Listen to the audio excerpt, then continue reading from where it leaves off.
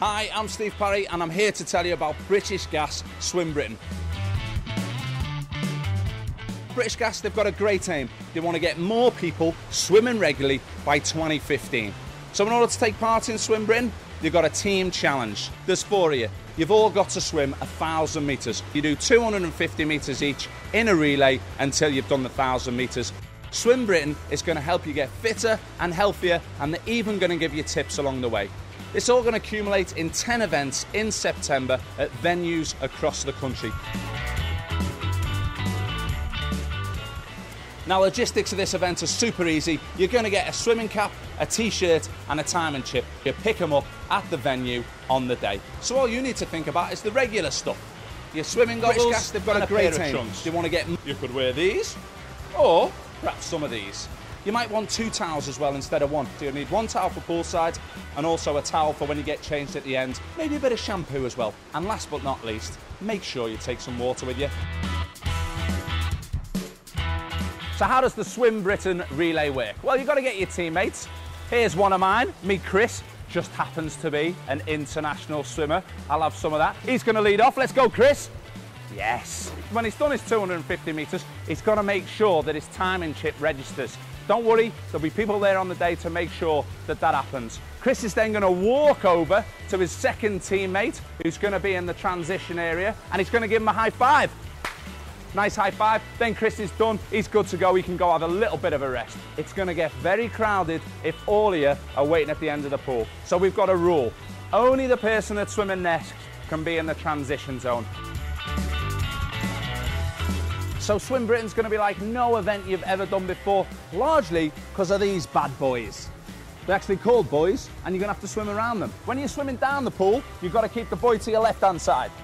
And when you're swimming back up the pool, you've got to keep it to your right-hand side. Just keep an eye out for them. Big orange things, can't miss them. Stay as tight as you can to the buoy. You've only got to swim 250 metres. There's no point swimming any more than that if you don't have to.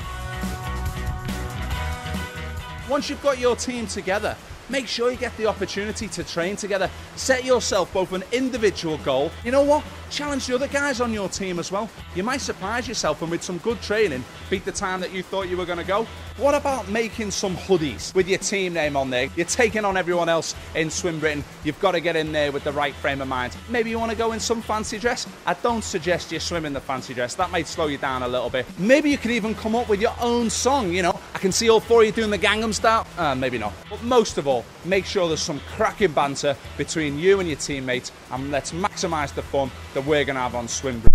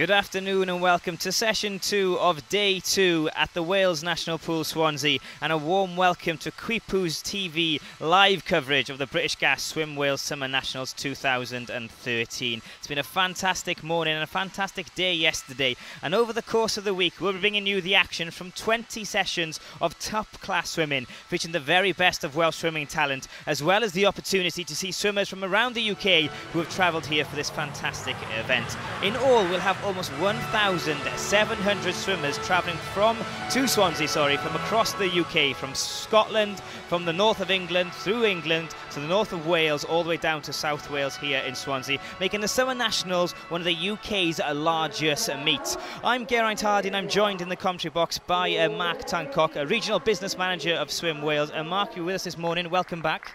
Very much, good to be here again. The standard this morning was absolutely fantastic.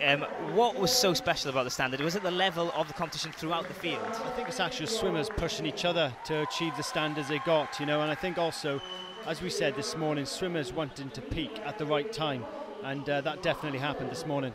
It was absolutely fantastic, and we're sure this will continue. We've got coming up the 400-metre individual medley. You must be looking forward to this, the boys and the girls going for it. Absolutely delighted, and I can't wait for it to start. I think it's a really exciting time. They've just welcomed the officials on to poolside as well, and a lot of the work they do as well behind the scenes goes unrecognised as well. So a big thank you to them for the work they do behind the scenes. Because in essence they're volunteers, they don't get paid for this at all, do they? Not at all. So and this is most likely not the only event they volunteer at as well. So they devote their time to actually making sure that events like this are done properly, and the swimmers get what they can out of the event. Well, the games makers and the Olympics help make people aware of volunteers, and they're doing a great job throughout the UK. If you're listening, wherever you're listening or watching from today, please get involved on Twitter. Use the hashtag BGSNLive, and we will read your tweets. We've had so many at the moment, and we'll do our very, very best if there's a gap in competition to read them out. So please do get involved. There are people this morning watching from Thailand, from Zambia, New Zealand, and the United States of America. So really, really great to have you all on board, and I hope you're enjoying the coverage so far. So we're going to start today, this afternoon session, Mark, with the boys aged between 11 and 14, 400-metre individual medley, with 200-metre this morning. So slightly different, more to do with that tactics. It is, and also it's all about stamina as well. These boys at such a young age to be performing at an event like this on over long courses is absolutely amazing. Now these boys, every single one of them in this race are either 12 or 11. And in lane 1 we've got Joey Davis from Wrexham. First one we've got Matthew Duane from Aberaeron, Morgan Evans from Dun City Aquatics, Ross Brown in 4. In 5, Jensen Hulbert from Leek. From Leeds, a very strong swimming club we mentioned this morning, Joseph Hawkins, and from Pembs County in lane 7, completing the field, we've got Rowan Kettle. Now we've been talking about strategy. Once again, even though it's 400 metres, the start is important in this race as well. Yeah, absolutely, and you can see the guys there, they all got off to decent starts, and Rowan Kettle had a good start, but he's kind of dropped off slightly from Pembs County in lane 7, but yeah, as you said, the start is absolutely vital. Some swimmers stay under the water longer than others, maybe to try and give them an extra edge, but sometimes that can work against you and also can work for you depending on your technique as well. Yeah, endurance and fitness and stamina, you briefly mentioned that as an important key factor to this race, but strategy tactical wise, you've got to have the knowledge within your own body to where you're going and how far you're going and how fast you're going. Especially in events like this as well, Geraint, you've got swimmers out there who are to an elite end stamina wise, so they have to manage their body throughout the whole race. They know their body better than anybody else. Their coaches will give them guidance, but ultimately at the end of the day they're the swimmers in the water. Yeah, it comes down to them, it definitely does. So early doors in this race as they turn for the second time, the first end down by our end here. They're now onto the backstroke, and in lane number 5, leading the way at the moment, is Jensen Hulbert, and he's really setting the bar quite far, and he's just going to go for it by the looks of things. He's flying away, and he's got a very good backstroke as well. But I was just speaking earlier about Rowan Kettle from Pembs County, and he's come back into it as well, and I think he's just sneaked into second. if you're looking down the field further in the third lane, Morgan Evans from Aberystwyth is having a decent swim in the green hat as well. Indeed, a very brave move to go to set your stall early and go, right, I'm going to lead this. It's up for you guys to catch me. Absolutely, and even if you're one of the strongest swimmers, I think we said this morning as well, if you're one of the strongest swimmers, you have a big responsibility, not just to set the standard, but also achieve the goals you want as well. So he's doing very well at the moment, is Jensen Hilbert and from Leek, and he is definitely setting the pace here. Yeah, just to remind you of the lane situation here. So in lane 1 we've got Joey Davis, in 2 Matthew Duane, in 3 Morgan Evans, 4 we've got Ross Brown, Jensen Hilbert, who's currently in the lead in lane 5, Joseph Hawkins in 6, and Rowan Kettle in lane 7, who's trying his very best right about now to catch up with Jensen Hilbert. But there's plenty of time left in this race, isn't it? It's one of them races, you can take your time, you can analyse what's happening and decide when you want to make a move, especially if you know your stronger strokes is to come. Exactly, and I think, if you know your stronger strokes, especially the freestyle, the front crawl at the end, you can actually target that, but you just got to make sure you don't drop off too much. If you haven't got a very good backstroke, you don't want to be too far behind the field and having to make up all that time as well towards the end of the race. Training wise then, what will these guys have put into it? Because this is a long race, it takes a lot out of them. Will they have tapered quite a lot this week? It's all about stamina, with these guys. They are working so hard to do what they do in the water, and training wise they're up very early in the morning, as I said this morning, but also they come back in the pool evening sessions as well, every 6-7 days a week.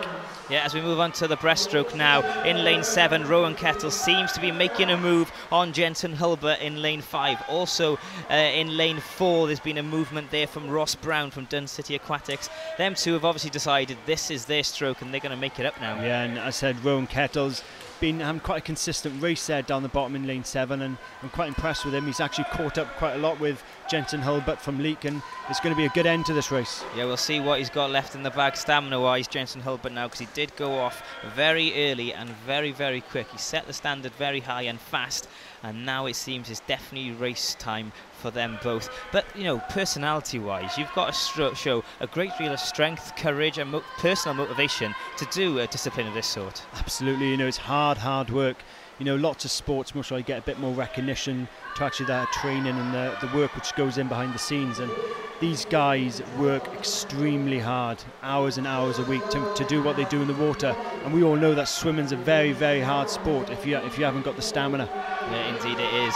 Okay, as we come here for the final breaststrokes here, we've got Jensen Hilbert in 5. He's been caught now by Rowan Kettle in lane 7. He's obviously placed himself very well from Pembs County, and he looks in great control. A great breaststroke from him. Fantastic, I've got to be honest. And from the start, Rowan Kettle had quite a consistent performance, but now he's going to be going into the freestyle now, and this is going to be where he can actually maybe open up a bit of a lead here. Yeah. Right now, personally, I'm sure he's feeling very confident because he knows he's paced himself well and he's caught up with the field. He'll be confident he can finish this off now. Absolutely, and I think the way he's swimming now, he looks very confident.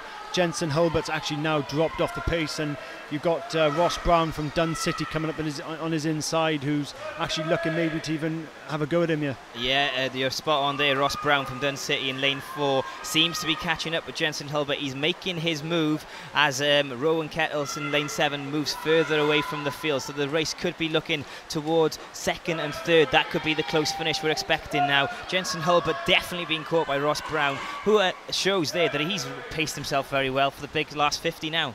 He has, yeah, definitely, and he's back in this race, no doubt about this, on this last 50. Rowan Kettle, though, has actually moved away from the field, and I've been really impressed with his performance today in the blue cap in lane 7. Yeah, he's looking very smooth. He's got his technique going, and that's very important, as you mentioned many times this morning, Mark. And he will take this first final today. Rowan Kettle from Pembs County will definitely win this, but the race is on in second place. It's between Jensen Hilbert and Ross Brown in 4 and 5. Jensen Hilbert was leading the field, but he's been caught right at the end now by Ross Brown. He's going to push him all the way to the line. There's a hand in it so far. Jensen Hilbert seems to be holding on. The last kick, he's really gone for it. Oh, great stamina and strength there. Motivation got him there at the end, and the adrenaline must have carried him through. Fantastic. That was a great end to the first race.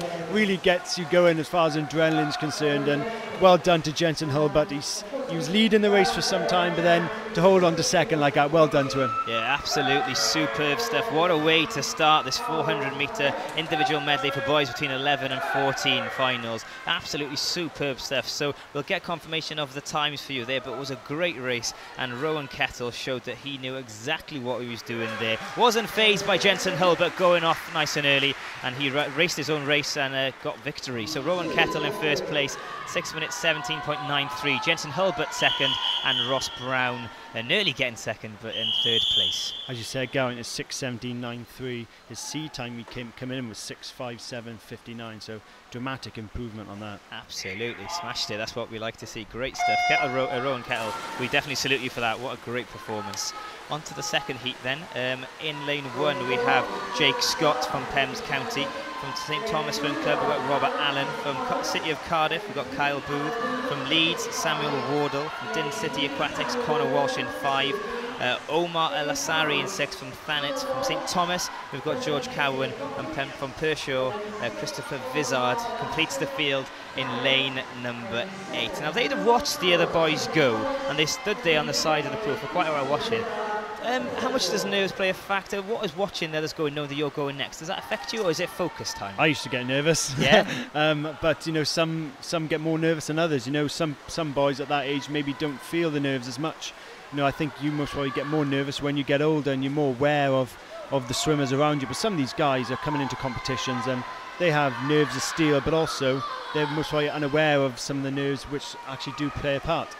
Yeah, definitely. All these boys are 11 to 12 years old, so perhaps the motto of they fear nothing is still in existence in their brains. I'm sure it is.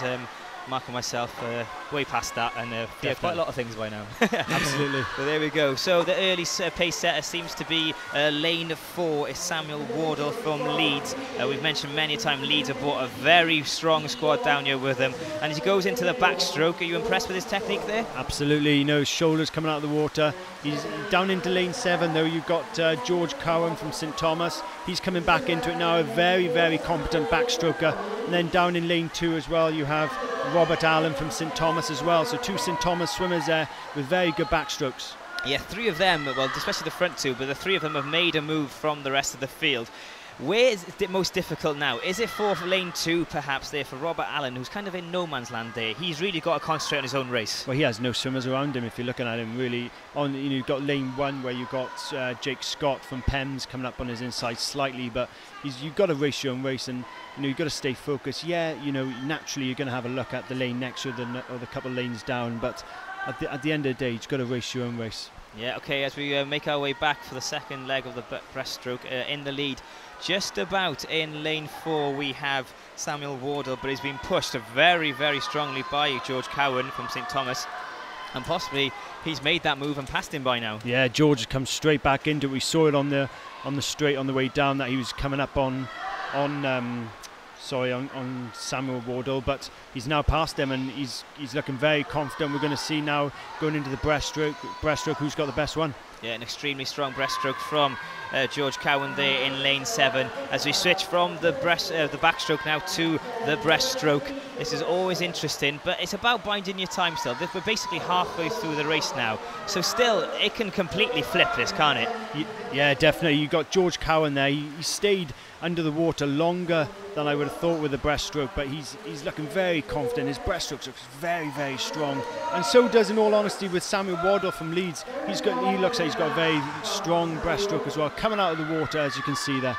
Yeah, but as we look at this, George Cowan slightly ahead of Samuel Wardle in 4 right now. But let's go back to looking at third place. It's getting interesting there.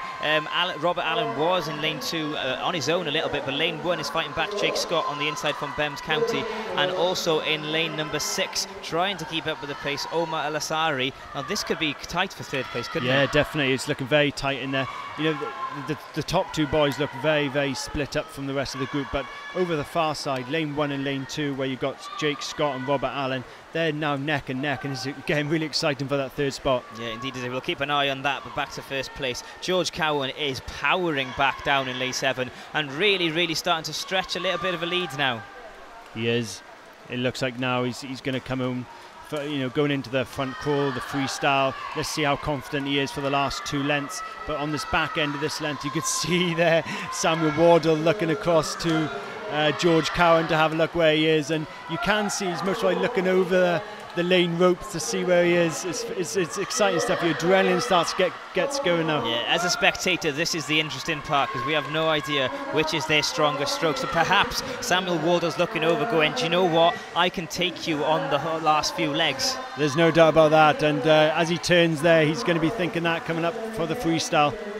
So as we go to the last 2 legs of this race on the front crawl, it's George Cowan from St Thomas in lane 7 leading the way. In second place, we've got Samuel Wardle from Leeds. He's trying his best to crawl it back, and it could be an extremely tight finish. But in third place, we did mention lane 1. Jake Scott was catching up with Robert Allen in second, and by now he's passed him, and so have the rest of the field in the middle. In lane 3, Kyle Booth has passed Robert Allen, and also in lane 6 we've got Omar Lasari all chasing that third place. But right about now, third place is Jake Scott in lane 1 from Pembs County. Yes, Omar's done really well to get back into this and in lane 6, but he has to do some chasing on Jake Scott for the last 50. We'll have to see how good those turns are.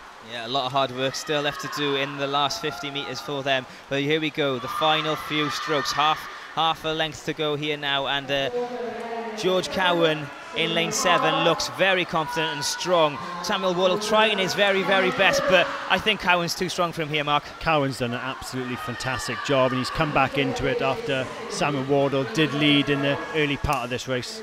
Yeah, a fantastic victory there from George Cowan from St Thomas Swim Club, and he seems very happy with that. Yes, he is.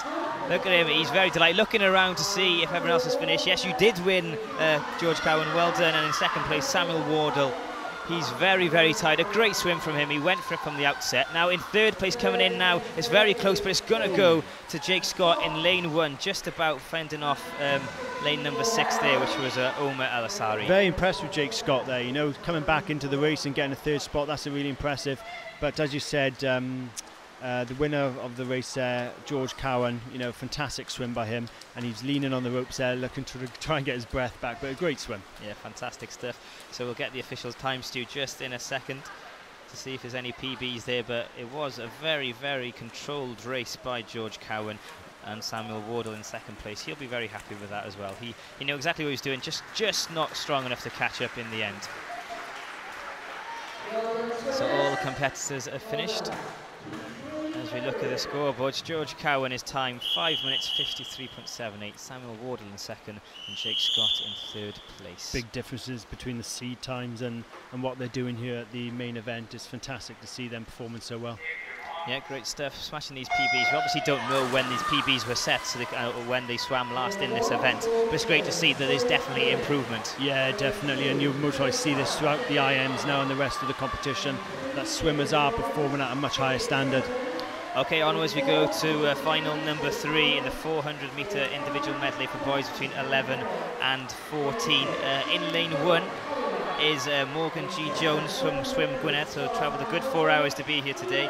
Theo Sava in 2, Joseph Robbins in 3, Thomas Cudahy in 4, Jack Thompson in 5, James Waite in 6, Owen Richards in 7, and Thomas Jackson completes this race in lane 8. I was just having a good look at James Waite in lane 6, an absolute fantastic first length down the first 50 for Butterfly. He's been caught now a bit by Owen Richards, but it's an exciting time up front there. Yeah. Is that the tendency? If someone next to you in a lane decides to go early, that's the temptation to go with them? It is, yeah, definitely. The temptation's always there to go with them, but ultimately you've got to think about what's best for yourself, and the race is a long one, and this is a very endurance, stamina race, so those boys have to take that into account before they actually try and follow another swimmer.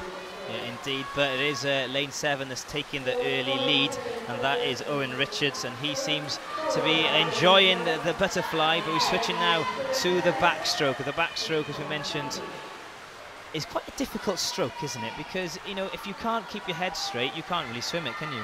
You most probably see, if you're not a regular swimmer and you go in and try and do a backstroke, you'll actually tendency to actually go side to side and hit the lane ropes. But these boys practice so much to actually stay in one rhythm, actually stay in a straight line, that they actually naturally do it. But if you're not a regular backstroker, you tend to go side to side, hit the ropes. But it's actually trying to keep the body in line straight, to keep your head focused on the ceiling, and actually get to those arms going right past your ears, and try and keep your fingers locked.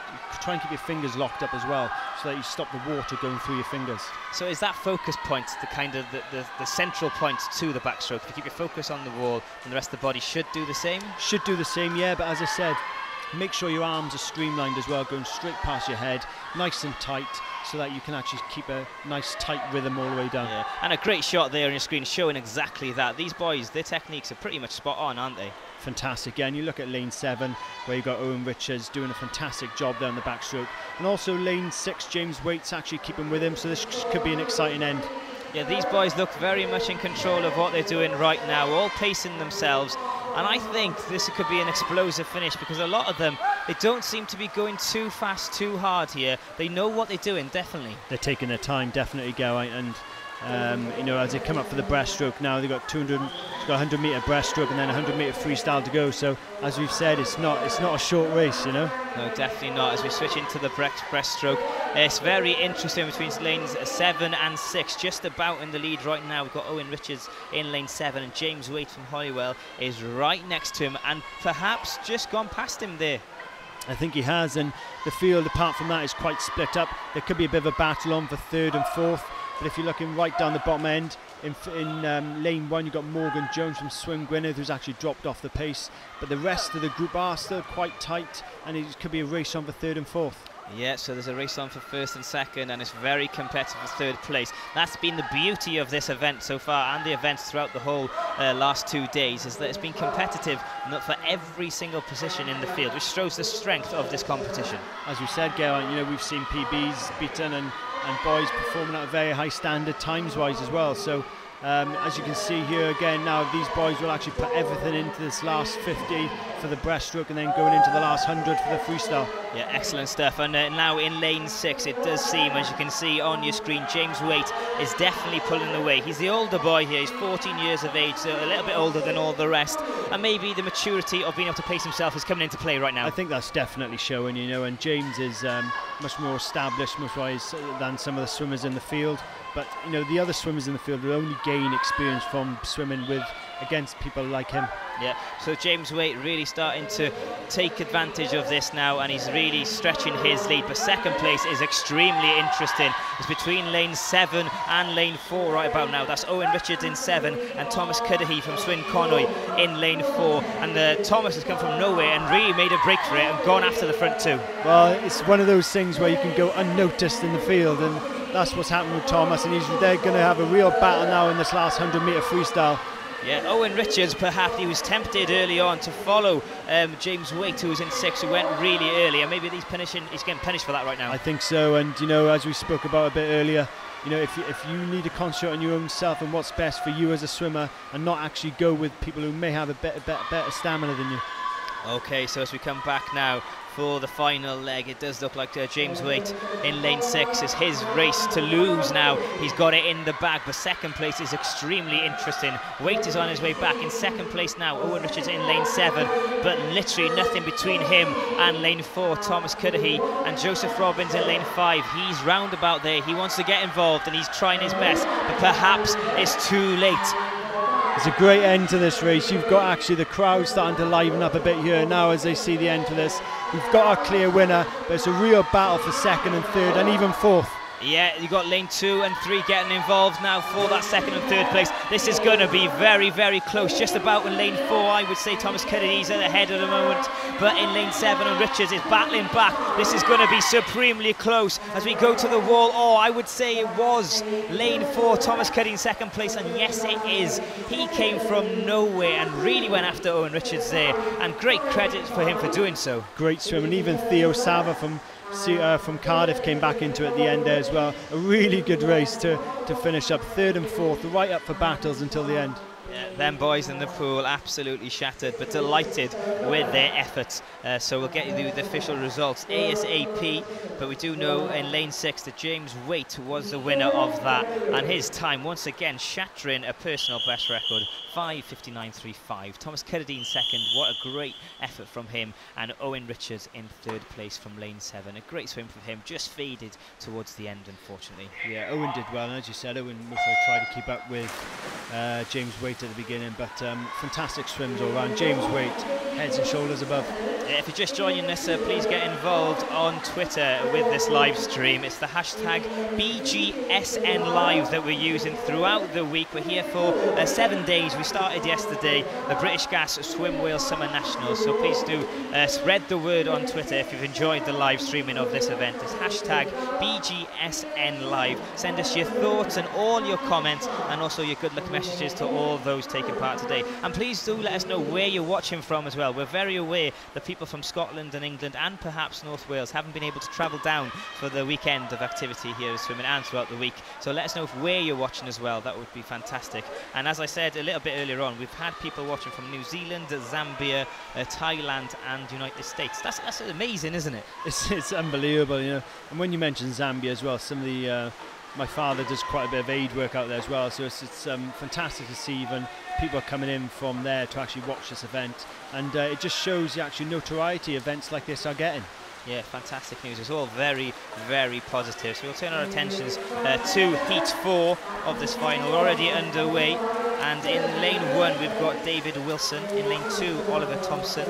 In 3, James Bilbao. In 4, we've got Mayrick Francis. Samuel Lawson is in lane 5. Stefan Fries Williams is in 6. Even Rayner in 7. And Aaron Harrison will be in lane 8. And these boys are competing, if you're not aware of which event we're on, it's the 400-metre individual medley for boys between 11 and 14. And all of these are finals, so a lot at stake in these races. Because finals, it adds that added bit of pressure, and it could get to someone. But these guys, you know, they're breezing past it. They are, and you know, some of the swimmers must probably are a bit off the pace, but if you're looking at the front end swimmers like Mayrick Francis in this race here, he is thriving under the pressure and also thriving in the environment of actually trying to perform in front of a big crowd. Yeah, as you said there, Mark, Mayrick Francis in lane 4 has really set the pace fast, and keeping up with him in lane 7 is even Rayner from Llantrisant, so he's not travelled too far to be here today.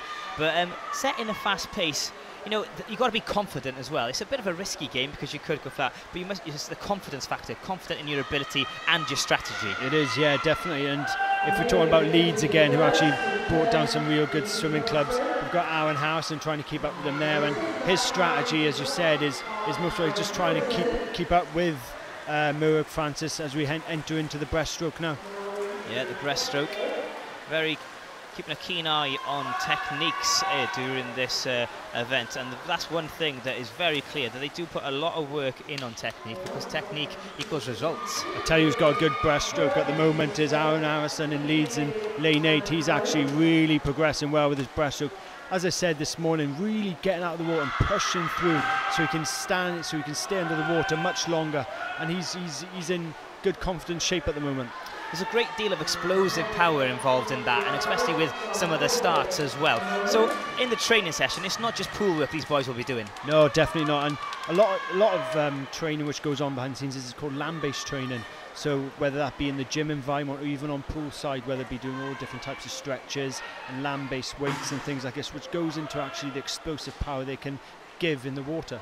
Yeah, fantastic stuff. These guys definitely give it 110% in the pool, but also 110% when they're in training, and that's a massive credit to them. But right about now, Mayrick Francis in lane 4, who really did set the early pace, but he's been caught by the explosive breaststroke of Aaron Harrison from Leeds in lane 8. Yeah, fantastic stuff really, and it's getting really exciting now as we enter the end of the breaststroke and going into the freestyle. And Aaron Harrison has actually taken the lead now, and he's in fantastic shape with that, as we said, a great breaststroke. Yeah, fantastic stuff. He's really excelled in this leg of the race. Mayrick Francis still holding on to second place in the lane number 4, but also in lane number 1, slowly catching up from Sevenoaks Swim Club. We've got David Wilson. Yeah, David Wilson, Sevenoaks Swim Club, very well represented today. here at the National Pool in Swansea, and he's actually catching up and he's battling for third and maybe even second with Merrick Francis. Yeah, Merrick Francis, who did go very early. He's got to watch himself now, because in lane 1 we've got David Wilson going for it. Also gunning for him as well in lane 3 is James Bilbao. He's doing his very best. He wants that third spot. It's up for grabs, but out in front by quite a bit at the moment is Aaron Harrison in lane 8 from Leeds Swim Club.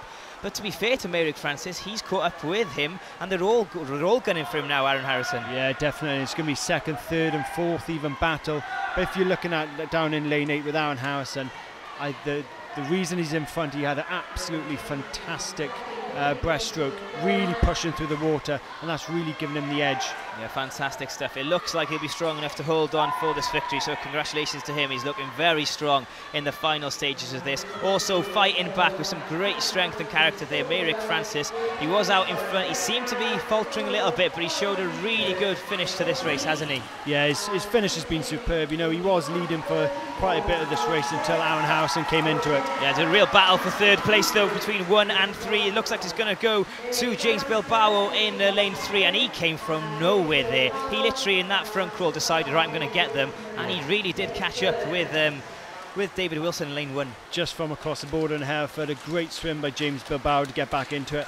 And as you said, people go under the radar, and he's one of them in this race. Yeah, indeed. Fantastic race once again. And once again, people showing that in every single position in this race, they're still competitive. So people aiming for them PBs, trying to smash them, so keep into their tactics. And they're doing it very, very well. So finally, we've got the scoreboard up. Aaron Harrison in first place there. Merrick Francis in 2. And James Bilbao in third place. 5:30.86. That's very quite strong impressive. times. Very, very strong times.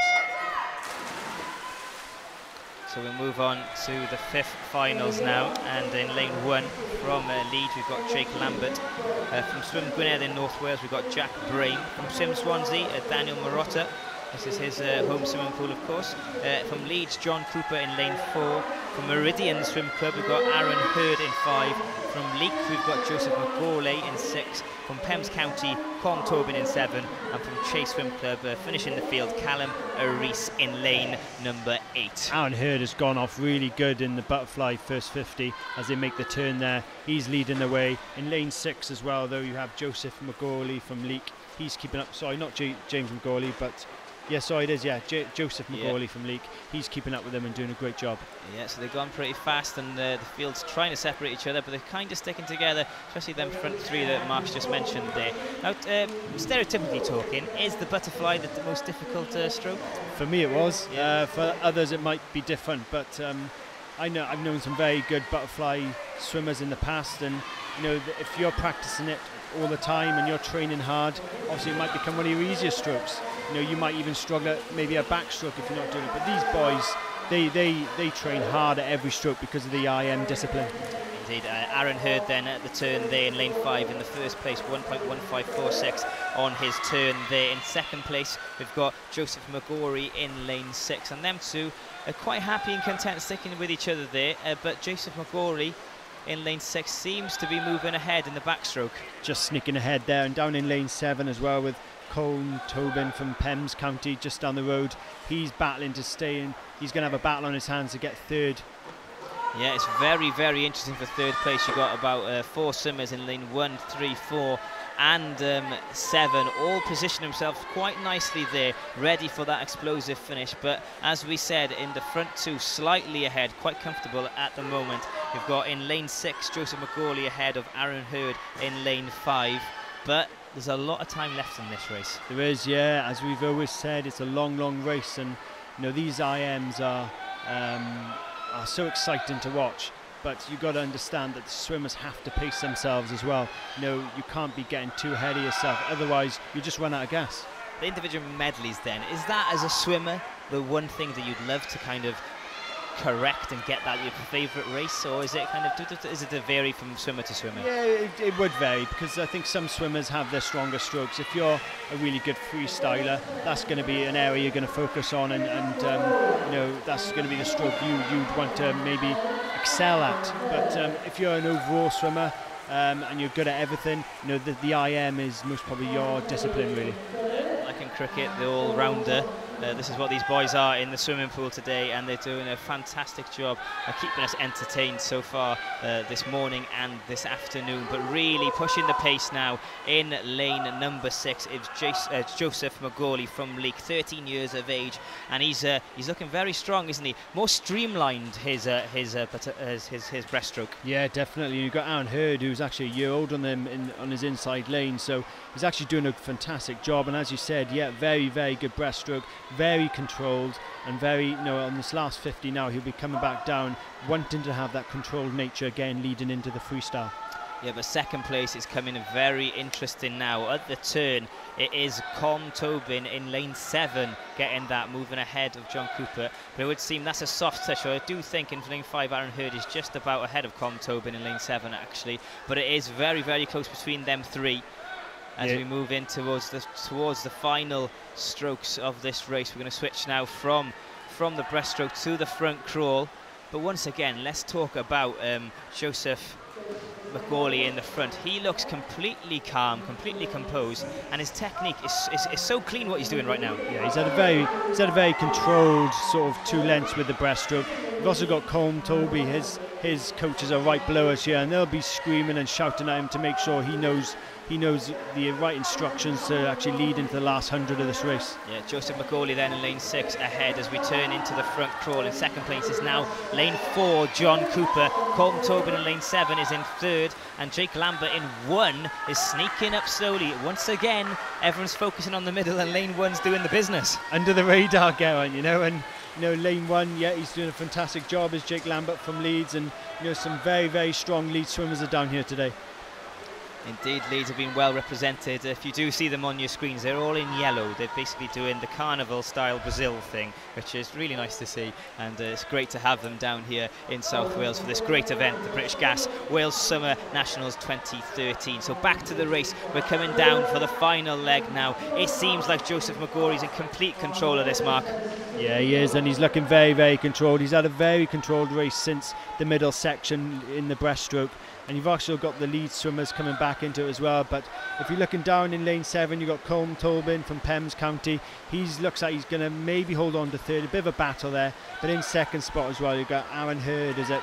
In lane 4, John Cooper from Leeds doing a fantastic job. Yeah, it's going to be Jason McCory's race. John Cooper will finish in second place from Leeds, and 3rd place will go to Colm Tobin from Pembs County in lane 7. Another very, very interesting race, because there was a lot of to and fro in there in that race. There was, yeah, and the group most probably got split up more so towards the end of the race. The breaststroking of Colm Tobin was absolutely fantastic from Pembs County. But you've got to give it to Joseph McGauley as well from Leek. Some great swims in there. Yeah, fantastic stuff. I'm sure his coaches and family and friends will be delighted with Joseph's performance there in lane 6, and we'll get the official times for you as soon as we can, so you can clock them down if you're watching online.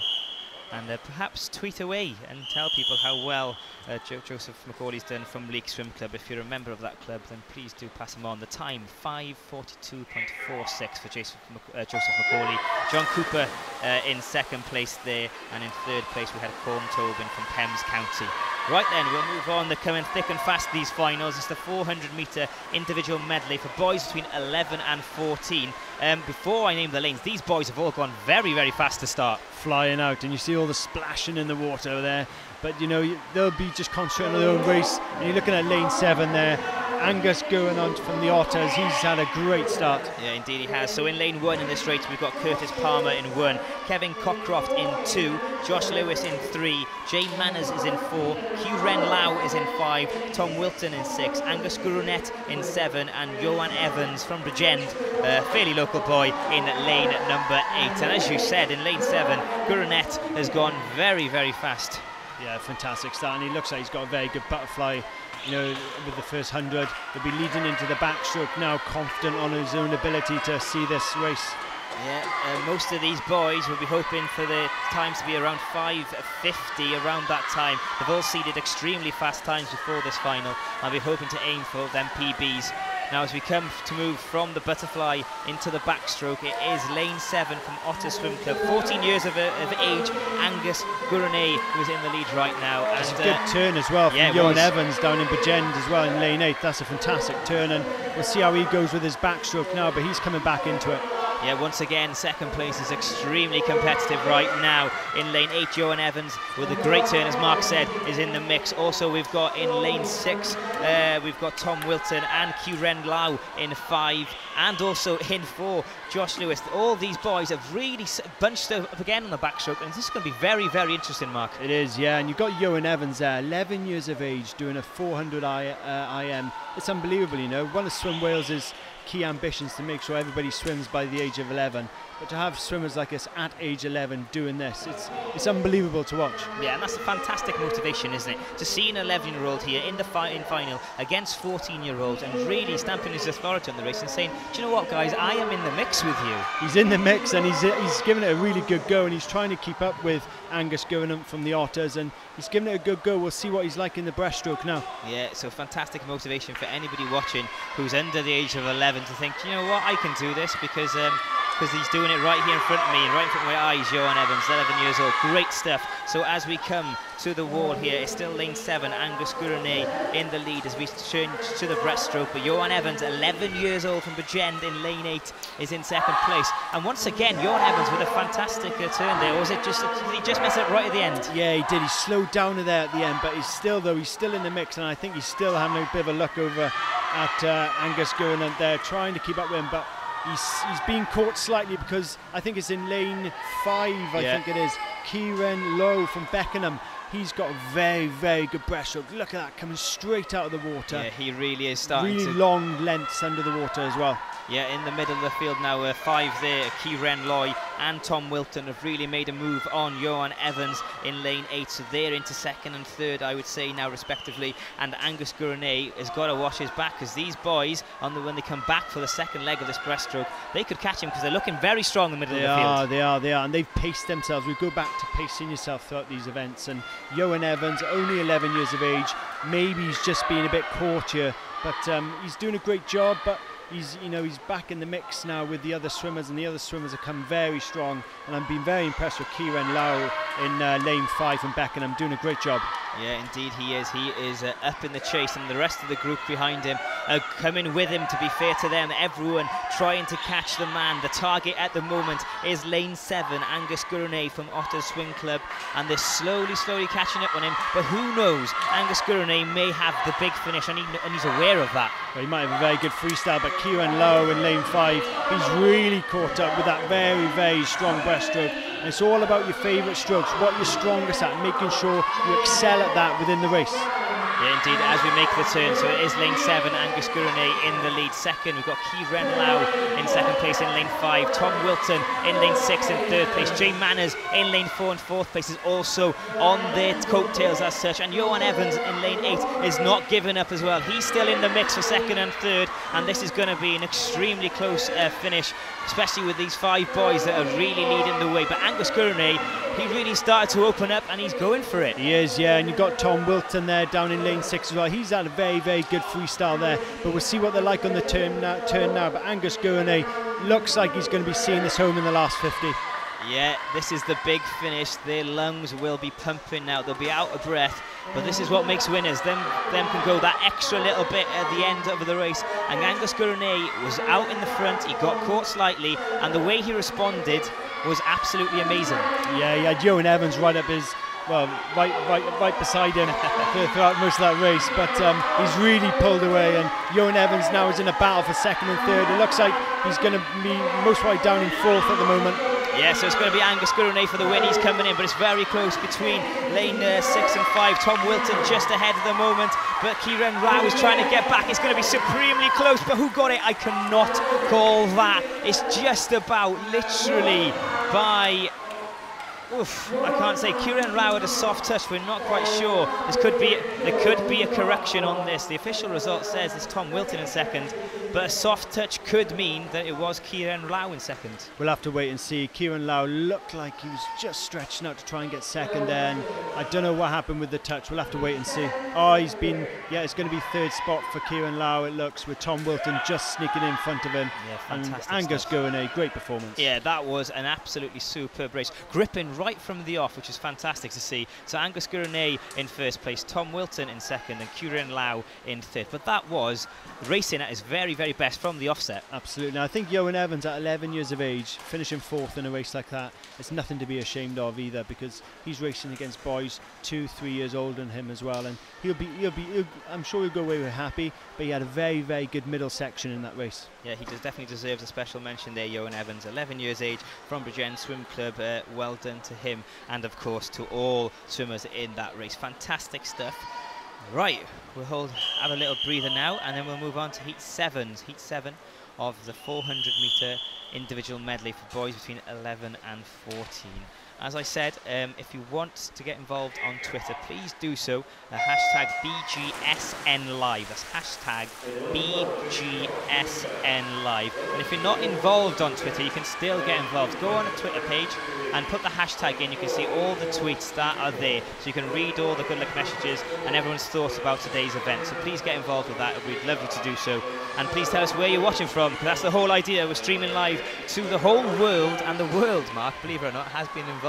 Oh, they have, and especially with the Twitter side of things, it really gives you an opportunity to express what the event is to the rest of the world. And I know Rhys Mullen is working very hard on our Twitter account here, and he's getting lots of good luck messages and lots of pictures sent to him, and he's really excited about that as well. Yeah, fantastic stuff. Keeping Rhys busy, which is always good to hear. Right then, we'll go back to this race, but if you have missed any of the results so far, go to swimwales.org. All the results will be waiting for you there, and also the schedule for the coming week that we got in front of us. We've got another 5 days of racing here from the National Pool in Swansea. It's a truly fantastic event. The first day yesterday and so far today has been amazing, and the British Gas Swim Wales Summer Nationals 2013 has been a fantastic event. So please do spread the good messages and the word around your local area. Now to this heat, which is heat number 7 of the finals in the 400 metre individual medley for boys between 11 and 14. In lane 1 we've got James Cross and Morgan Sutton in lane 2, Benjamin Rayner in 3. We've got a lot of Rayners kicking about. Are they all family, do you think? I don't know, they must be breeding them somewhere. But Morgan Sutton from Bridgend, just down the road from here, has had a fantastic start to this race, and his backstroke's looking fantastic. And then you've got the middle section then with 3, 4, 5 and 6 all battling for second, third. Yeah, looking very tight at the moment. We'll go back to the list here. So we've got Benjamin Rayner, as I said, from Leeds in lane 3. Lewis Waters in 4, Jack Boniface in 5, Brandon Bud Thomas in 6, Oliver Jones in 7, and Greg Roberts in lane number 8. But lane 2, as you said there, Morgan Sutton from Bridgend, he seems to be going off early, and a very, very good backstroke. Yeah, fantastic backstroke. And we've also got down in lane 7 from another local boys swim Swansea, Oliver Jones, who's doing a good race. But you look at Jack Boniface in lane 5, he's dropped back quite a lot. But in lane 4 in the black cap, Lewis Waters from Newport, another Welsh swimmer, doing a very good job as well. Yeah, also in lane 6, Brandon Bud Thomas in the red cap on your screen. He's right in the middle of it right now, and he could influence this race. But right now, currently in lane 2, the Bridgend boy, Morgan Sutton, is really pushing the pace, leading the way. But there's another 4 in lane 1, in lane 4, in lane 6 and 7, all very keen, very tight to follow him and biding their time. If you want to look at a good breaststroker, look at Lewis Waters in lane 4 from Newport. A really very strong breaststroker, arching the back and arching the shoulders into the stroke. A long stride under the water as well, and he's looking very, very competent. Yeah, very competent indeed. But when someone goes off fast, Mark, the tendency is you want to go and catch them. But there's something to be said about biding your time and waiting and trusting your favourite strokes. Well, definitely. You look at these type of events. They're very long-winded. Fatigue does set in, and we've seen that already in some of the races. So they've got to understand that they've got to look after themselves and look after their own bodies, and they do that week in, week out. Whether that's fueling their bodies with the right food and drinking the right things and all that sort of stuff. So, and the coaches will be on top of that as well. Yeah, it's very interesting. Rebecca Adlington was saying that since she stopped competing, that she's piled on the weight because she was still eating the same amount. But these guys really do have to fuel. Fueling your body is so important. And you'd be surprised how many calories they consume each day as well, you know. And it's vitally important because you use so much up during your training, and you've got to make sure that you actually put what's right back in, so that your body recovers quickly as well from all the stress you put it under. Yeah, fantastic stuff. So back to this race in lane 2, Morgan Sutton is leading the way. A second in lane 4, Lewis Waters right now, and Jack Boniface in lane 5. Jack Boniface, we did mention, he seemed to be quite slow at the start, but he's slowly coming back into this race. He is, yeah. Jack in the white cap there is coming back into it. He's got a race on for second spot with Lewis Waters from Newport. But they're on a really good race between each other.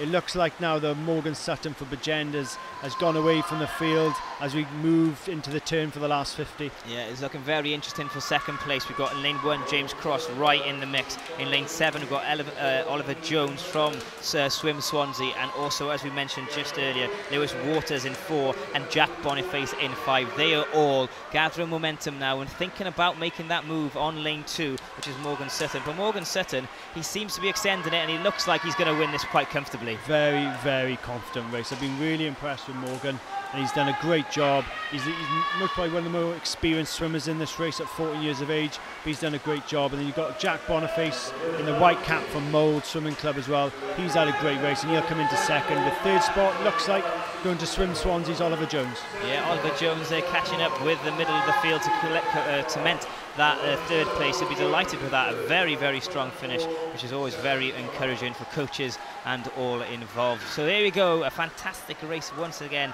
Well, congratulations go to lane 2, Morgan Sutton from Bridgend, 14 years of age, and then in second place Jack Boniface, and third place to Oliver Jones from Swim Swansea in his own swimming pool. He'll be delighted with that. Yeah, top 3 finish in your own pool in an event like this is very good. Obviously you want to win, everybody wants to win, but you've got to be happy with what you get. 5:16.190 is Morgan Sutton's time there. His personal best so far is 5.3916. Once again, these boys are shattering their personal bests, and they're doing it in the event to do it in. You know, it was all well and good doing it in the training pool and training day in day out and having a really good training session. But once you come to an event like this, you want to make sure that you're peaking, and you're peaking at the right time. Yeah, fantastic stuff. Right then, we'll go on to the next final, which is in the final number 8. In lane 1, we've got Scott Birtles. In 2, David Fryer-Winder. Adam Brown in 3. Lewis Roberts in 4. Edward Bromley will be in lane 5. Niall Lewis, which is a name that's been very prominent throughout the last 2 days, in lane 6. Jonathan Fearless in 7. And Sebastian Di Siena in lane 8. So there we go. I was talking to Sebastian Di Siena's father a little bit earlier on, and a very keen swimming family, so he'll be there in the crowd shouting, I'm sure, and encouraging his boy. I'm sure he is, and he's just back in the field at the moment is Sebastian Di Siena from Peterborough. I haven't seen many from Peterborough Swimming Club in the top races, but if you're looking further down the field in lane 6 here, you have Niall Lewis from Penns County, who's doing a great race at the moment, and a great butterfly, fantastic butterfly. Yeah, and also name 3, Adam Brown from Millfield, looking very strong. Millfield, of course, a very strong swimming club there. Very strong, a very good centre to be swimming at, and they've got some very good strong swimmers. Okay, as we look at the field, so as Mark said, it is Niall Lewis in lane 6 leading the way, but from Millfield, Adam Brown in lane 3 in the green cap is really stepping it up and perhaps moving into contention. He's into first place, but also look at lane 4 and 5 and 7. They are all right in the mix. There's nothing between these boys right about now. It's very close, and as you said, you've got lane 4 and 5 who come right back into it in the white cap there. Lane 4, which is Lewis Roberts from Mould. He's had a great 50 there with the backstroke as they come into the last 50 for the backstroke anyway. Yeah, as they come back for that last 50 of the backstroke, once again, you'd swear they just started the race. There's nothing between them now. So this is where tactics come into place. This is where you can't let the other racers put you off. There's certain swimmers will have certain tactics, and if you're looking at it now, it's a very close field, and it could be anyone's race.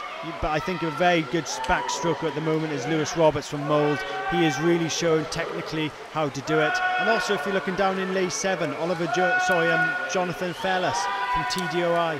TDOY, he has had a fantastic backstroke as well. Yeah, definitely them two really stepping up on the backstroke. Mark spotted Adam Brown right at the start of the backstroke, and you're right to do so there, because he really excelled through the field. But it is Jonathan Fearless right now in lane 7 leading the way, just about from Adam Brown in lane number 4, and then in lane number 6 from Pembs County, Niall Lewis is trying his best to keep up. This is going to be extraordinary, I think. Very close in there, and you know, you've got 3, 4, 5 swimmers who can actually really go on and take this, but it's actually down to who's got the best tactics, who's got the most left in the tank as well. Yeah, this is where it comes to knowing your own body. Some of these boys will be dying in the pool right now, but some of them will be thinking, do you know what, I've got plenty to give, I've got loads left in the tank, and soon enough we will find out. As they turn now, it is Niall Lewis in lane 6 ahead, Lewis Roberts in 2nd, Edward Bromley in 3rd. This is going to be very interesting.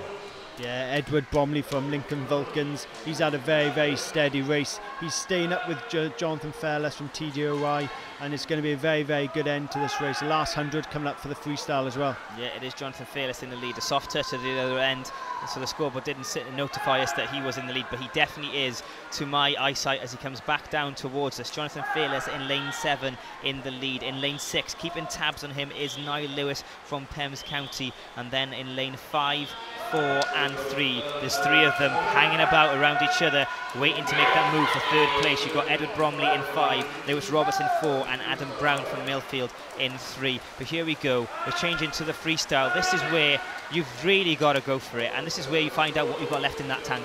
That's it, definitely, and I think a very good freestyle at the moment is in lane 6, where Niall Lewis from Pembs County is really coming up on Jonathan Fairless, and he's given it a really good go. It's going to be a great end to this race. Yeah, he's looking very confident, very smooth through the water there, and very composed, even though he's moving at quite a pace. Yeah, definitely. He's looking very streamlined as well. It's going to be a great end. They're neck and neck at the moment. It's going to be a good battle for 3rd, 4th and 5th as well, with 3 boys really going for it there.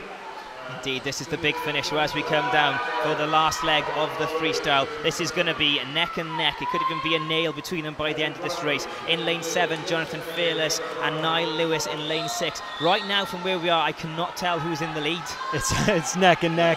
I said a very good freestyler is Edward Bromley from Lincoln Vulcans, but he's dropped back a bit as well. But you're looking in lane 6, and Niall Lewis from Pembs County. He looks like he's going to nick this. Yeah, he's powering through right at the end, showing some great stamina, some great speed and great technique, and he's going to steal it. Niall Lewis in lane 6. What a fantastic finish.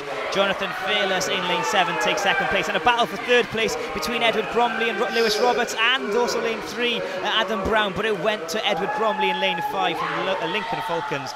What a fantastic finish once again. He had a very good consistent race, Edward Bromley, who finished 3rd in the end there, but that was a very good battle for 3rd towards the end, with Edward, Lewis and Adam from Millfield Mould and Lincoln Vulcans all in the battle there. Lewis from Pembs County, and the Pembrokeshire coaches, as I said, who are just sitting below us there, will be very happy with that. They're very vocal, aren't they, down there? And why not? They're enjoying the days, and they put the hard work in, as well as the swimmers, and they're doing their very best to support their team.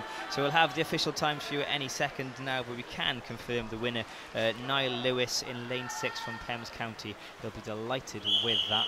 We just wait for everyone to finish. Everyone is finished in this race, and we'll get the times up. Here we go. Niall Lewis in lane 6, his time 12.05. Edward Bromley 2nd, and Lewis Roberts in 3rd place. And really in that race there, Niall Lewis, he finished so strong with that freestyle. Very good freestyle swimmer, and you know, he came in with a 5.27.40, and he smashed that, and it's a great testament to him as a swimmer. Yeah, okay, we'll move on now to heat number 9 of these finals in the 400 metre individual medley for boys between 11 and 14. We'll go through the lanes for you. Joshua Munro is in 1. Next to him, they're both from Leicester, is Ryan Thomas. They're 2 teammates right by each other there. Richard Mawson in 3, Callum Mitchell in 4, Matthew Williams in 5, Gareth Haberfield in 6, and then a few more of the Leicester boys side by side to finish. Rhys Charles in 7, and Askel Sauko Pavalo in lane number 8. From a swimming club point of view, having 4 Leicester swimmers in this club, in this event, is testament to Leicester Swimming Club as as a club in itself, but also the swimmers are competing next to each other. So I tell you what, there will be some rivalry out there. Yeah, I'm sure there's been plenty of banter before this race, and plenty of banter will continue after the result. So as we look at it right now, Callum Mitchell in lane 4 and Matthew Williams in lane 2 leading the way, looking very strong, and they seem to be going quite fast at the moment as well, but the other boys in lane 1, 2 and 3, and on the dark side here in lane 8, Rhys Childs, very nice breaststroke technique, sorry, backstrokes. Fantastic. And you're looking in lane 5 there at Matthew Williams from TDOY, and he looks like a very confident backstroker, just bouncing in the water up and down, and his shoulders coming above the water line as well, looks very, very good. And in lane 4 next to him as well, with Callum Mitchell looking very strong. The Leicester boys still got some work to do. Yeah, so these Leicester boys will know each other inside out. They'll know their times and stuff. It means quite a lot to beat your teammate, doesn't it? I tell you what, there's sometimes no better feeling unless you actually win in the race. But you know, to beat your own teammate and have one up on him is always a good time. I know my sister obviously used to swim for Wales, Caris Tancock. Yeah. She had some very competitive races with swimmers in her field and in her club as well. So the banter's always there, but it's good banter, and they're friends off the pool as well. Yeah. That competitive nature, though, within a club only breeds success, doesn't it? It does, and I think the coaches encourage it. You know, I think that can only be a success for the swimming club in general. Indeed. Okay, we'll turn our attention back to this race. I'll remind you who's who. In 1, we've got Joshua Monroe, Thomas Ryan in 2, Richard Mawson in 3, Callum Mitchell in 4, Matthew Williams in 5, Gareth Haberfield in 6, Rhys Childs in 7, and Askel Sauko Pavola in lane 8. But as we turn our attention to the actual race, right about now in lane 5 and 4 leading the way. Lane 5, Matthew Williams looking very strong in the lead, and Callum Mitchell in 4, right next to him, not letting him go anywhere. And for 3rd place, lanes 2, 3, 6 and 8, all evenly matched as we head to the wall for this touch now. Yeah, that's some of the Leicester boys there. In lane 2, Thomas Ryan, and in lane 8, Askel Sauko Pavola, both from Leicester Swimming Club, and they're going to be battling right until the end for 3rd spot at the moment. But in 1st spot, coming out in lane 5, is Matthew Williams from TGOY, and he is having a great race. Yeah, indeed he is. He's showing that he's got a great deal of speed in his swim, but has he got the stamina and the endurance to finish this race? Most of these boys definitely have, and they're very confident in their ability, and that's also an important aspect to swimming, isn't it? Yeah, definitely. You know, you're not going to go into a race if you haven't got confidence in the race, you haven't got confidence in yourself before the race. You know, that's going to come to fruition when you're actually racing itself. So, you know, you've got to understand that some of these boys have to have the inner belief to go out there and perform. Indeed. So in lane 5, Matthew Williams leading the way right now, looking very confident as we switch now to the freestyle towards the ending of this race. But Callum Mitchell in 4 might have something to say about that. He's a bit behind at the moment, but he's got the chase on and he'll try his very best. The 3rd place is extremely interesting right now. Richard Mawson, and in lane 6 we've got Gareth Haberfield. They are literally side by side. It's fantastic to watch. The Leicester boys have fallen back a bit in lane 1, 2 and 7 and 8, but it's a really good battle for 3rd place, and that's going to go right down to the wire. Indeed it shall, but still ahead in the field as we turn for the last time is lane 5, Matthew Williams, and he is looking very strong in 2nd place right now. Inside him is Callum Mitchell in lane 4. Callum Mitchell's going to have to work very hard to catch him, but slowly he's doing so. He is, definitely, and I think it's going to be Matthew Williams' race, but there could be a bit of a battle on for 2nd even. You've got down in lane 3, Richard Mawson from Leeds catching up with Callum Mitchell in lane 4.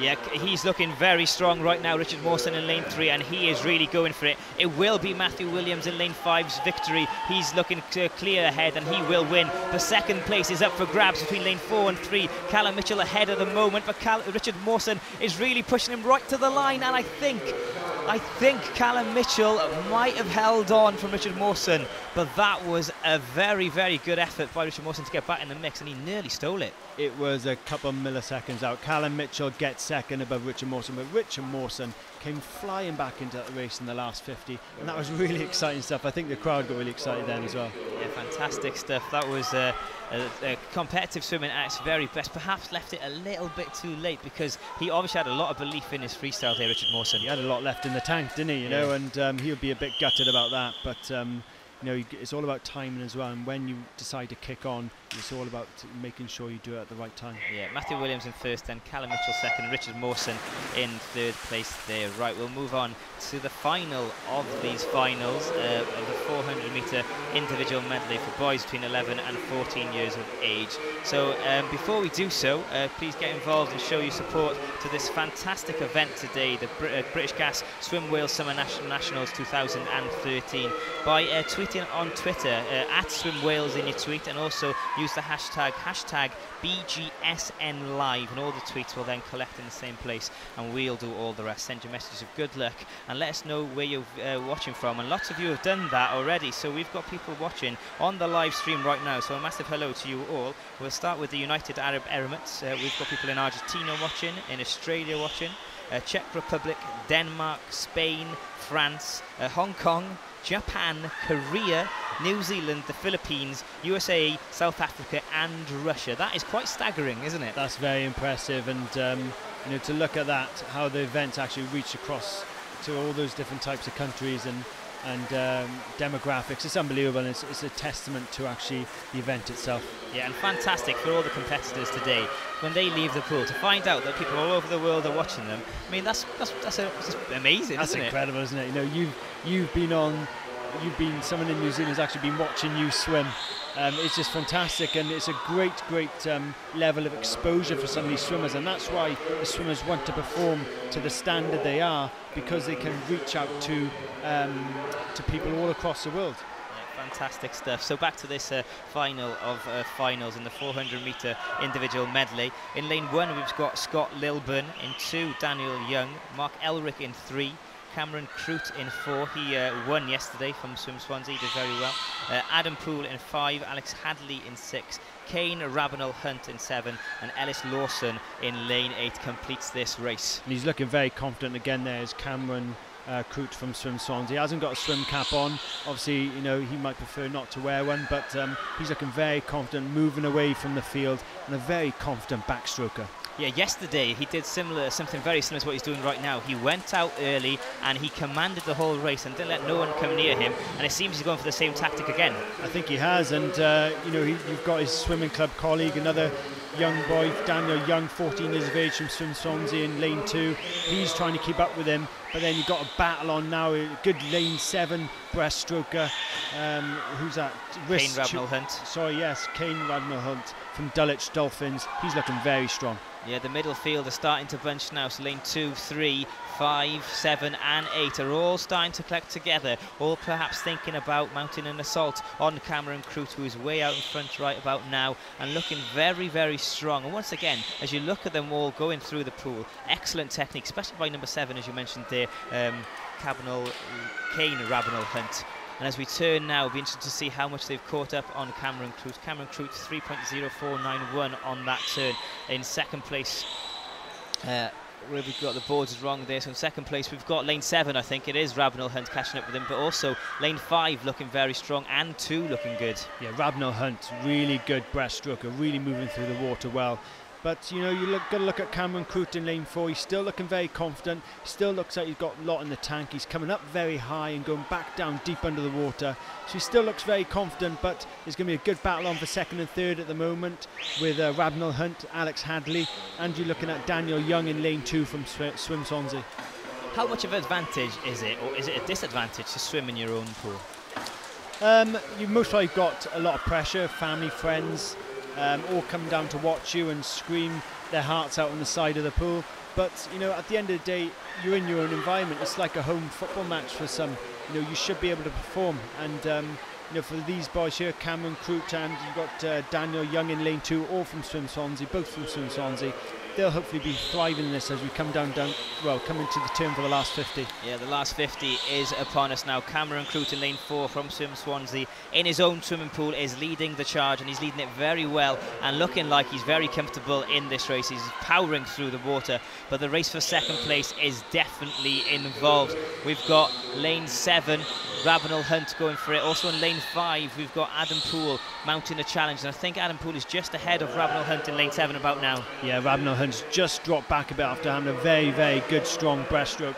But as you said, in lane 5, Adam Poole from Warrington has done a very, very good job to get back into this race. Yeah, Cameron Croot then from Swansea will win this one, and it will be Adam Poole in second, lane 5. But look at lane 2 and 3, trying to catch up with Ravenel Hunt in 7. It looks like Ravenel Hunt's just about going to hold on. Yes, he is. He'll be delighted with that swim, even though he faded away slightly in the finish. But Cameron Croot, a word for him. I did mention he did it yesterday. He went out early, he set the pace, and he held the pace. And he's done exactly the same there. He must be a very confident boy, but he must know his body very, very well. Very well, and he most likely listens very well to his coaches and gets the good advice which swimmers thrive under. And in his home pool, as you said, he's done a great job today. Yeah, fantastic stuff, a great effort, winning on home soil. We absolutely love that, and we applaud him for doing so. So congratulations to Cameron Croot.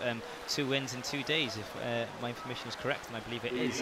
So in first place there, Cameron Croot is time 4:57.16. Adam Poole in second, and Kane Ravenel Hunt in third place. Just held on from Mark Elric in fourth, and Daniel Young finishing in 5th position. 4.5716 for Cameron Croot. 3 seconds off his PB, and I know we've said it numerous times, but it's so impressive. These boys are up for the challenge and are smashing the personal best, not just in one event but in every discipline they perform in. The boys have done a great job in their IM finals there, and as we move into the girls 400 IMs 10 to 13s, you know, the boys have done a great job. I'm sure the girls are going to do as good a job. Yeah, so the girls are underway, as Mark just said there. So in 1, we've got Rebecca Waite, Bethany Hook in lane 2, Abby Hulbert in 3, Phoebe Hopkins is in 4, Yona McLeod will be in 5, Robin Brown in 6, Neem Randall in 7, and Laura Sharp will be in lane 8. Now these girls have just watched the boys. How much competitiveness is there between boys and girls in these swim clubs then? As much as each other, I think. You know, girls and boys, whether what you're doing and what sport you're in, competition's there, and competition's going to be there between everybody. And you're looking at this race here in lane 4. We've had a really good start from Phoebe Hopkins from Swim Conway, which is just up the road from here. Well, a bit further up the road, a couple hours up the road, but she's had a great start. Yeah, she's looking very impressive right about now. Also in lane 3, we've got Abby Hulbert kind of sticking with her, and Phoebe Hopkins obviously leading the way. But them two are setting the pace, as long as lane 7 as well. Neve Randall is really getting involved there, and she seems to be up for the challenge. But the rest of the field, they're not getting too far away right now, which is quite interesting, isn't it? No, and that's the thing. As we said before, this is a stamina race, and you've got to stay at your own pace and make sure that you are not doing too much, and you don't actually just get distracted from another swimmer leading the way. You've got to make sure that you stay within your own limits. Yeah, if you are watching this girls 400 metre individual medley, girls between 10 and 13, let us know about it. Get involved on Twitter. Use the hashtag BGSNLive. That's hashtag BGSNLive, and also at Swim Wales in your tweet, and we'll retweet them, we'll favourite them, and get the message out. So all these young competitors here today, who are all, I'm sure, involved in Twitter and stuff like that, and it's so nice for them, isn't it, Mark, to come away from a race, to look on Twitter and to see someone say congratulations to blah blah blah. Well, you've got girls and boys at this this age bracket using Twitter and Facebook all the time, so social networking gives an opportunity for swimmers to interact with each other, but also interact with others who actually are supporting them, whether that be watching the live streaming here now, or even supporting them from the balcony. They can be tweeting as well. It's a great way to interact with everybody. Yeah, definitely, I'll second that. Also, if you've joining us late and you want to know the results that have been so far, please go over to swimwales.org, and you can have all the schedule there for the future, which is the next 5 days. We'll be here for the next 5 days live streaming on the internet. Or if you can catch up with any of the action, or you want to show friends and family what you've been up to, then go on to youtube.com Quipu TV, and there'll be a highlights package waiting there for you. But back to this race, it's the 400 metre individual medley for girls between 10 and 13 years of age, and lane 7 is starting to push forward now. We've got Randall from Llantrisant in lane 7, but also some competitive action coming from lane 4. Phoebe Hopkins, Mark did mention her having a strong start. She's still in the mix, but the rest of them in lane 3, in lane 5 and 6 are all round about the same place and can really get involved in this race. Yeah, Nima Randall in lane 7 has had a fantastic breaststroke there. As we move back up into breaststroke, she had a really good backstroke as we move into breaststroke. But you're looking at another very good breaststroke down in lane 4, where you've got Phoebe Hopkins from Swim Conwy getting really rising out of the water there and really concentrating on what she's doing, and she's moving up the field. I think she's actually taking the lead now. Yeah, also moving up the field is Robin Brown from First Swimming Club. She's 11 years old and she's really making a push for it now. So we're looking at these girls. We've got Phoebe Hopkins in 4, Robin Brown in 6 and Neem Randall in 7, all making a move, slightly moving ahead of the rest of the field, and Neem Randall slightly fading now in lane 7. Yeah, she is. She's actually gone back down the field now. Maybe breaststroke wasn't a stronger stroke. We'll see how she goes in the next 50. But you can look down in Swim Conwy's Phoebe Hopkins is on a fantastic breaststroke there. Yeah, indeed she is, and she's leading the way as long with Robin Brown, who's actually sneaked into first place there ahead of Phoebe Hopkins in second place. Neem Randall still holding on to third. Yona McLeod in lane 5 is in 4th right now. So this race is still competitive up until third place, and this is game time. This is game on, game face time. And what are these girls got left in the tank? Right about now we can see in lane 6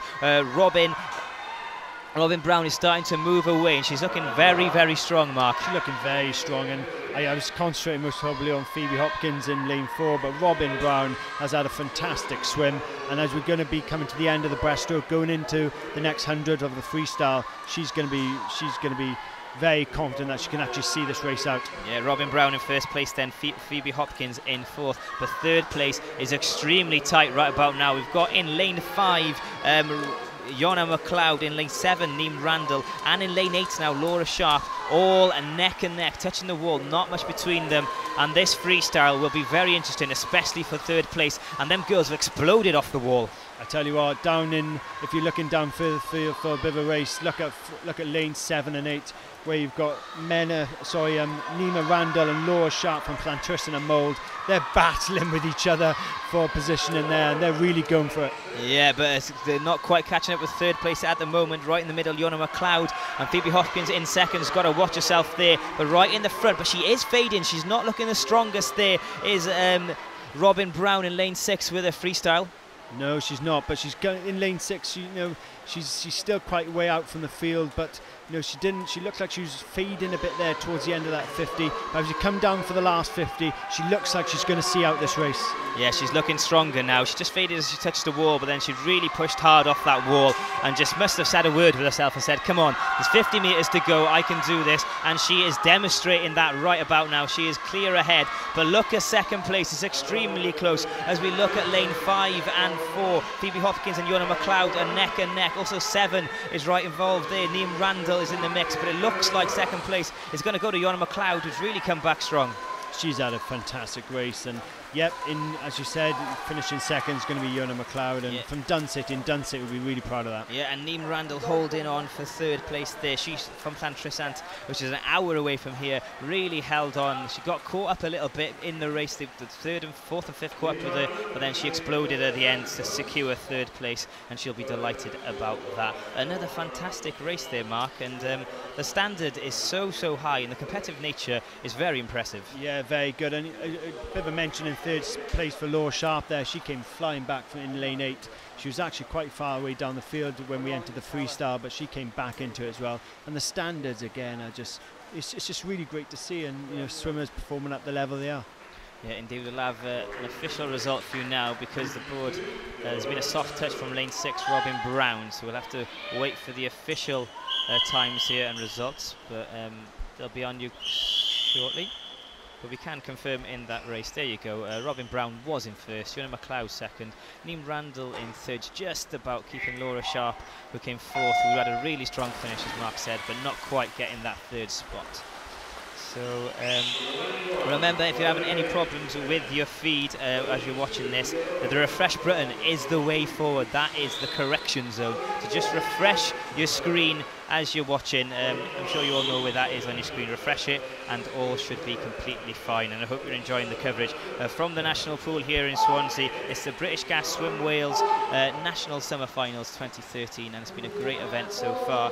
We've just had the first finals of the girls 400 metre individual medley for girls from 10 and 13, and Robin Brown from First Swim Club took the victory there, and we're now moving on to the second one, and I'll go through the race for you now. So in lane 1 we've got Larry Davis, Leah Owen is in 2, Keely Smith in 3, Niamh Jones in 4, Louisa Twigg in 5, Rachel Mayled in 6, Menna Phillips in 7, and Lucy Harding is in lane 8. And all 5, 6, 7 and 8, all from Thames County there, Mark.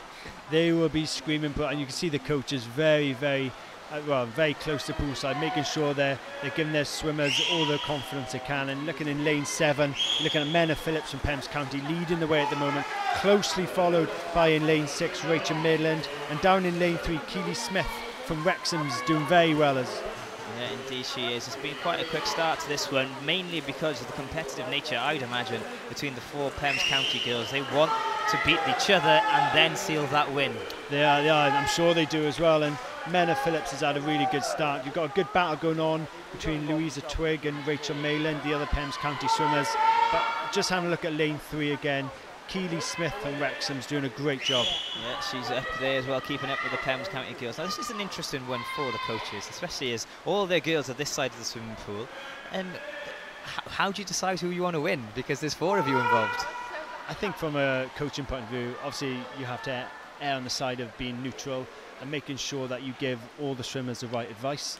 But obviously the swimmer out in front will most probably get certain guidance from the coaches, from actually stroke technique, etc. But also maybe if you're a swimmer like Lucy Harding a bit further down the field in lane 8, she'll also maybe get key advice from the coaches who are actually right poolside, right by her lane. Yeah, indeed they are. But the important thing to remember is that the swimming it's a swimming family, isn't it? And everyone's a team and everyone supports each other, and that's what makes a great environment for these events, and it's definitely been that so far over these last 2 days. We've had a very good backstroker there as well in lane 5. Louisa Twiggs really caught up now and really starting to progress and move on. You know, we did have Menna Phillips leading the way, but she's come out of nowhere as Louisa Twigg. Yeah, as you look at the girls there on the screen, it's very fluid, isn't it?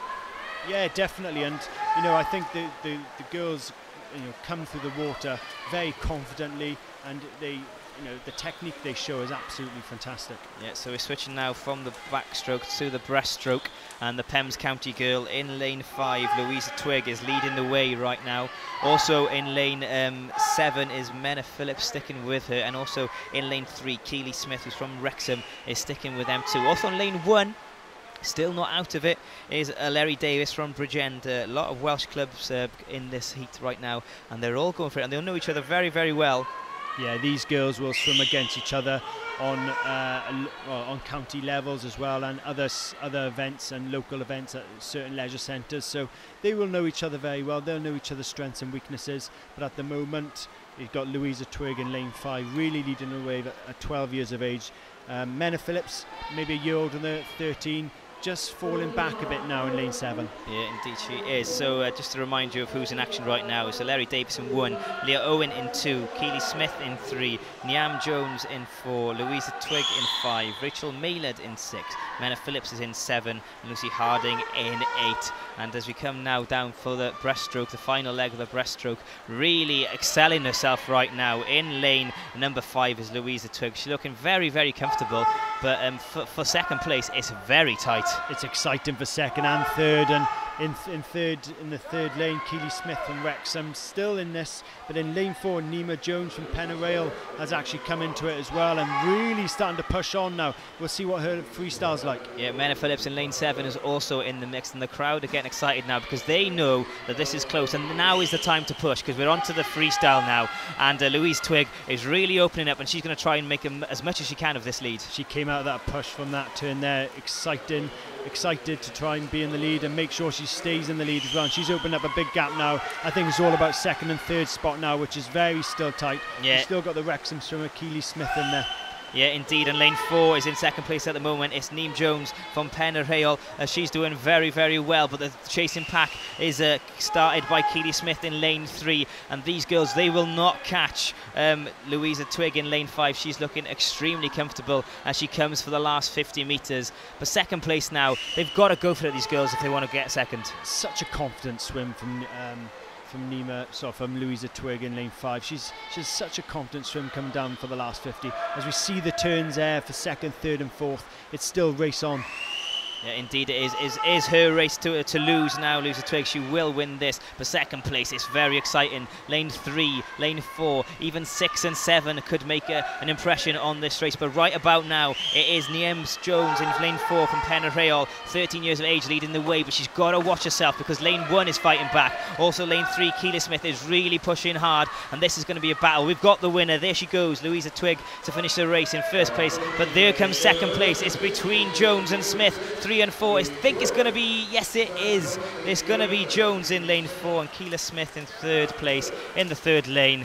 We'll be delighted with the swim, but that was very, very tense at the end. Very good swim by Niamh Jones in lane 4 from Penarheol. She came back into it towards the back end of the breaststroke, and then had a very good 100 freestyle, a very good performance. And also a bit of a mention for Keely Smith, who was in the mix right until the end there, but she's finished third. Yeah, indeed. But Louisa Twigg there showed complete control of her race. I mean, she was happy, she was content for the first half, and then she exploded in the last half because she knew where her strength lay. Confidence, and I think, you know, that's the word which she showed there. Louisa Twigg, a very, very confident performance, and that's a bit of a statement made by herself. Here we go. So Louisa Twigg in first place, Niamh Jones second, and Keely Smith in third place. 6:02 her time there, Louisa Twigg. So she's knocked 14 seconds off her seeded PB time, which is absolutely incredible. And she did look very confident and very fit in that pool. Yeah, fantastic. And lots of these girls will always be will be fit enough to actually last the race. But it's actually what you got left in the tank for the last 50, and she showed extreme stamina there. Indeed, right. If you're watching online now at Kipu's TV, you're watching the live stream of the British Gas Swim Wales Summer Nationals 2013. If you need any results that you've missed, unfortunately, then go to swimwales.org, or the schedule for the next 5 days is also there waiting for you. So get involved on your internet. And don't forget our hashtag today, if you're using Twitter, hashtag BGSNLive. And just a reminder, there has been people watching online and tweeting online from various countries throughout the world, and we're actually quite blown away about how far this live streaming has travelled across the world. We've had people from the United Arab Emirates watching, from Argentina, from Australia, from Czech Republic, Denmark, Spain, France, Hong Kong, Mark, but the list goes on. Unbelievable. You've got, Japan, Korea, New Zealand, the Philippines. You know, it's just really exciting. I think it was at USA, South Africa and Russia there as well. Yeah, fantastic. So it's really good. But that shows you the level of competition here, that it's high enough for people to watch all over the world. Yeah, definitely. And the swimmers, you know, as we said, they've been put on a pedestal here today. And for people to watch them from all those different countries, it's really exciting. And it's a great thing for not just Swansea, but swimming and Great Britain. Yeah, indeed it is. So we'll turn our attentions back to Heat 3 of these finals in the 400-metre individual medley for girls between 10 and 13. In lane 1 we've got Megan Waranda, in 2 we've got Mackenzie Morgan, Charlotte Gibbs in 3, Lucy Allen in 4, Laurie Pierce in 5, she's a local girl from Swim Swansea, Rebecca Kleins in 6, Kellen Beard in 7, and Lucy Davidson in lane number 8. And we're on to the backstroke already, and in lane number 5, stamping her authority on this race already, is Laurie Pierce. Yeah, Laurie Pierce, only 11 years of age, really showing a bit of maturity here. We'll have to see how much she's got in the gas, but I'm sure she's confident. She's being caught slightly by Kellen Beard in lane 7, but it's, you know, Laurie Pierce at the moment, but it's going to be coming a bit closer. See what stamina Laurie's still got in the tank. Yeah, Norma Rolls, the president of Swim Wales, was with us yesterday for a short while, and she was saying, even at a young age, what swimming does is give great discipline and control for these individuals. And 11 years old, to be able to show this discipline in race, I'm sure that does apply to real life as well. I think swimming and obviously sport in general gives you that guidance as a youngster as well, and make sure you're not getting into mischief and things like that, and making sure you're actually doing the right things. And it teaches you to be confident in your own ability, but also be disciplined and learn from your elders and learn from coaches And I think that's a great thing about sport in general, and obviously swimming benefits massively from that. Yeah, indeed it does. Okay, back to this race, and still in lane number 5 is Laurie Pearce at the moment. She's looking very strong, very confident. Also in lane 2 we have Mackenzie Morgan making a move from the Heads of the Valleys, and Kellen Beard in lane 7 is in the mix. And also coming back into the frame now is Lucy Allen from First Swimming Club. This race is far from over. It's far from over, and Laurie has led the way, and she's had a very, very steady race. But in lane 7 you have Kelly Beard from TDOY, and she is on a very good race. And don't keep an eye on lane 2 as well. We have Mackenzie Morgan, as you mentioned there, from the Heads of the Valleys, who's actually had a very confident breaststroke. Yeah, indeed she has. She's going very, very well as we come towards the second leg of this breaststroke. And once again, the technique for these girls are showing. They're very clean and coming very high up out of the water. Yeah, fantastic. And you just look at Laurie Pearce's performance there from Swim Swansea. She's been caught a bit now, though, but she's had a very confident display. Only 11 years of age, bear in mind. From a stamina point of view, let's see what she's made of. Yeah, this is getting very interesting in the middle of the field now between lanes 4 and 5. Lucy Allen has caught Laurie Pearce from Swim Swansea. She's just about edging into the lead now. Also in lane 7, Kellen Beard, she's been in the mix from the offset, and she now is pushing for first place as well. These three girls are right up there with each other. This could go either way. This could go either way, and Kelly Beard has had a great performance. She's back in the race. But if you're looking down in lane 4, with Lucy Allen. Lucy Allen, really confident turn there, going into the front crawl.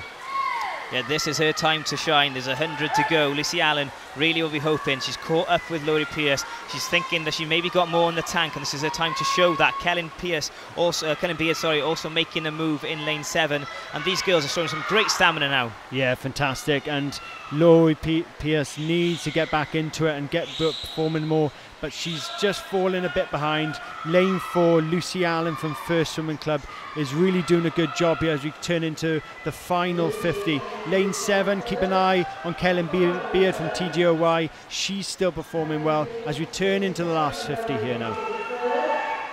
And we've also got Laurie Pearce still in the race in 3rd spot. But if you're looking down, lane 4 now, Lucy Allen moving away. Yeah, she's looking very, very confident, very controlled, great technique there. And Kellen Beard in lane 7 looks like she's cementing 2nd place for herself. And 3rd place is looking like it's going to go to the local girl. 11 years of age, Laurie Pearce, against girls much older than her today. And that's the way it's going to finish. 1, 2, 3, I think.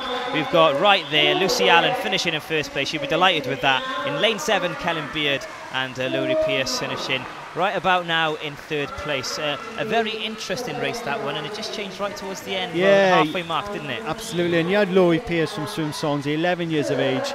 You know, she was one of the youngest in the race. She was doing a great job. I did mention throughout the race her stamina as well, which could kick in as being a couple of years younger, but she did a great job and finished 3rd spot. But a bit of a mention for Lucy Allen from First Swimming Club, a fantastic job. Great stuff there. So Lucy Allen in 1st place with a time of 5:56.49. Kellen Beard in 2nd place, and Laurie Pearce finishing in 3rd. All great swims there, fair play to them. And Laurie Pearce from Swansea there in her home turf. She went out strong, and 11 years old, you know, that shows some real courage, doesn't it? Definitely. You're swimming against 13-year-olds, and you know, she's performing at a very high standard for her age. You know, as I said before, Swim Wales is one of their key ambitions is to make sure that everybody swims by the age of 11, and to have swimmers at 11 years of age in competitions like this is absolutely fantastic, and a real real privilege for us to see. Yeah, indeed it is. You did touch slightly there on the Swim Wales aims. We might talk about that a little bit later on, but we've got a medal ceremony happening now, and currently in 3rd place there.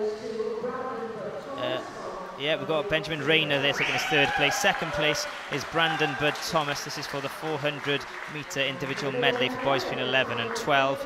And his moment to shine now will go to 1st place, which is James Cross. Now this is very important, this, because in the past, not always have they had this podium moment, and it's nice for them to have the moment to shine, isn't it?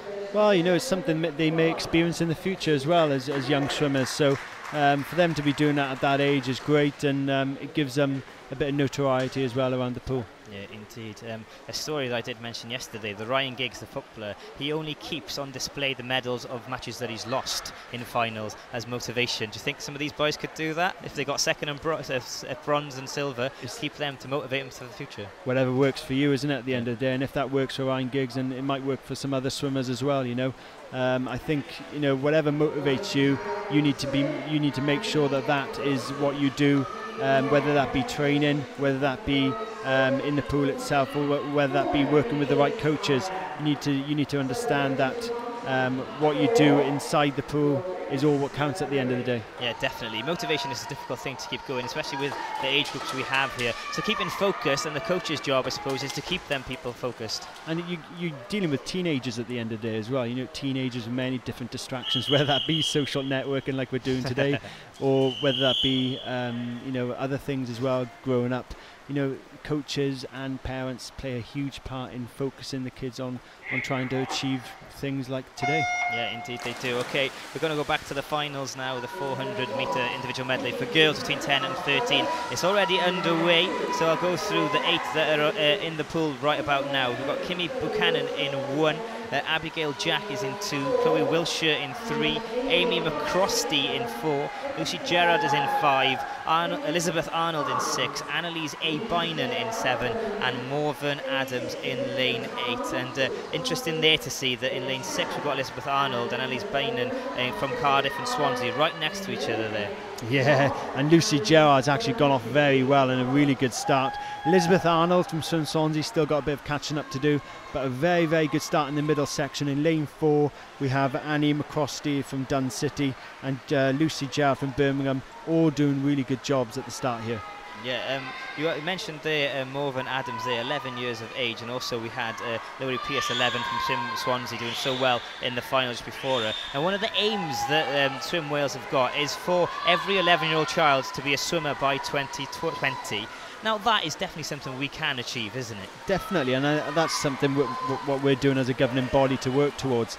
You know, we're working with local authorities, local partners to make sure that the right framework's in place for 11-year-olds to be able to swim by the age of 11, whether that be through the right Learn to Swim programs from level 1 up to level 7, and then moving on from that into stage 8, where you actually go into swimming clubs, competitive swimming. The right pathway has to be in place there for all swimmers across Wales. Yeah, fantastic stuff. And you know, the World Aquatic Championships is happening in Barcelona, so if you look at that, the medals aims that Wales want from the Commonwealth Games in Glasgow, 7 medals, but these 11-year-olds can look up to the World Aquatics and then to the Commonwealth Games and be inspired by these people. Oh, absolutely, and I think, you know, these young swimmers, they get inspired by what goes on with others as well. So it's a really good good event to be a part of. But the swimmers themselves, and you know, we've got swimmers here age 11 at big events like this, competing over long distances.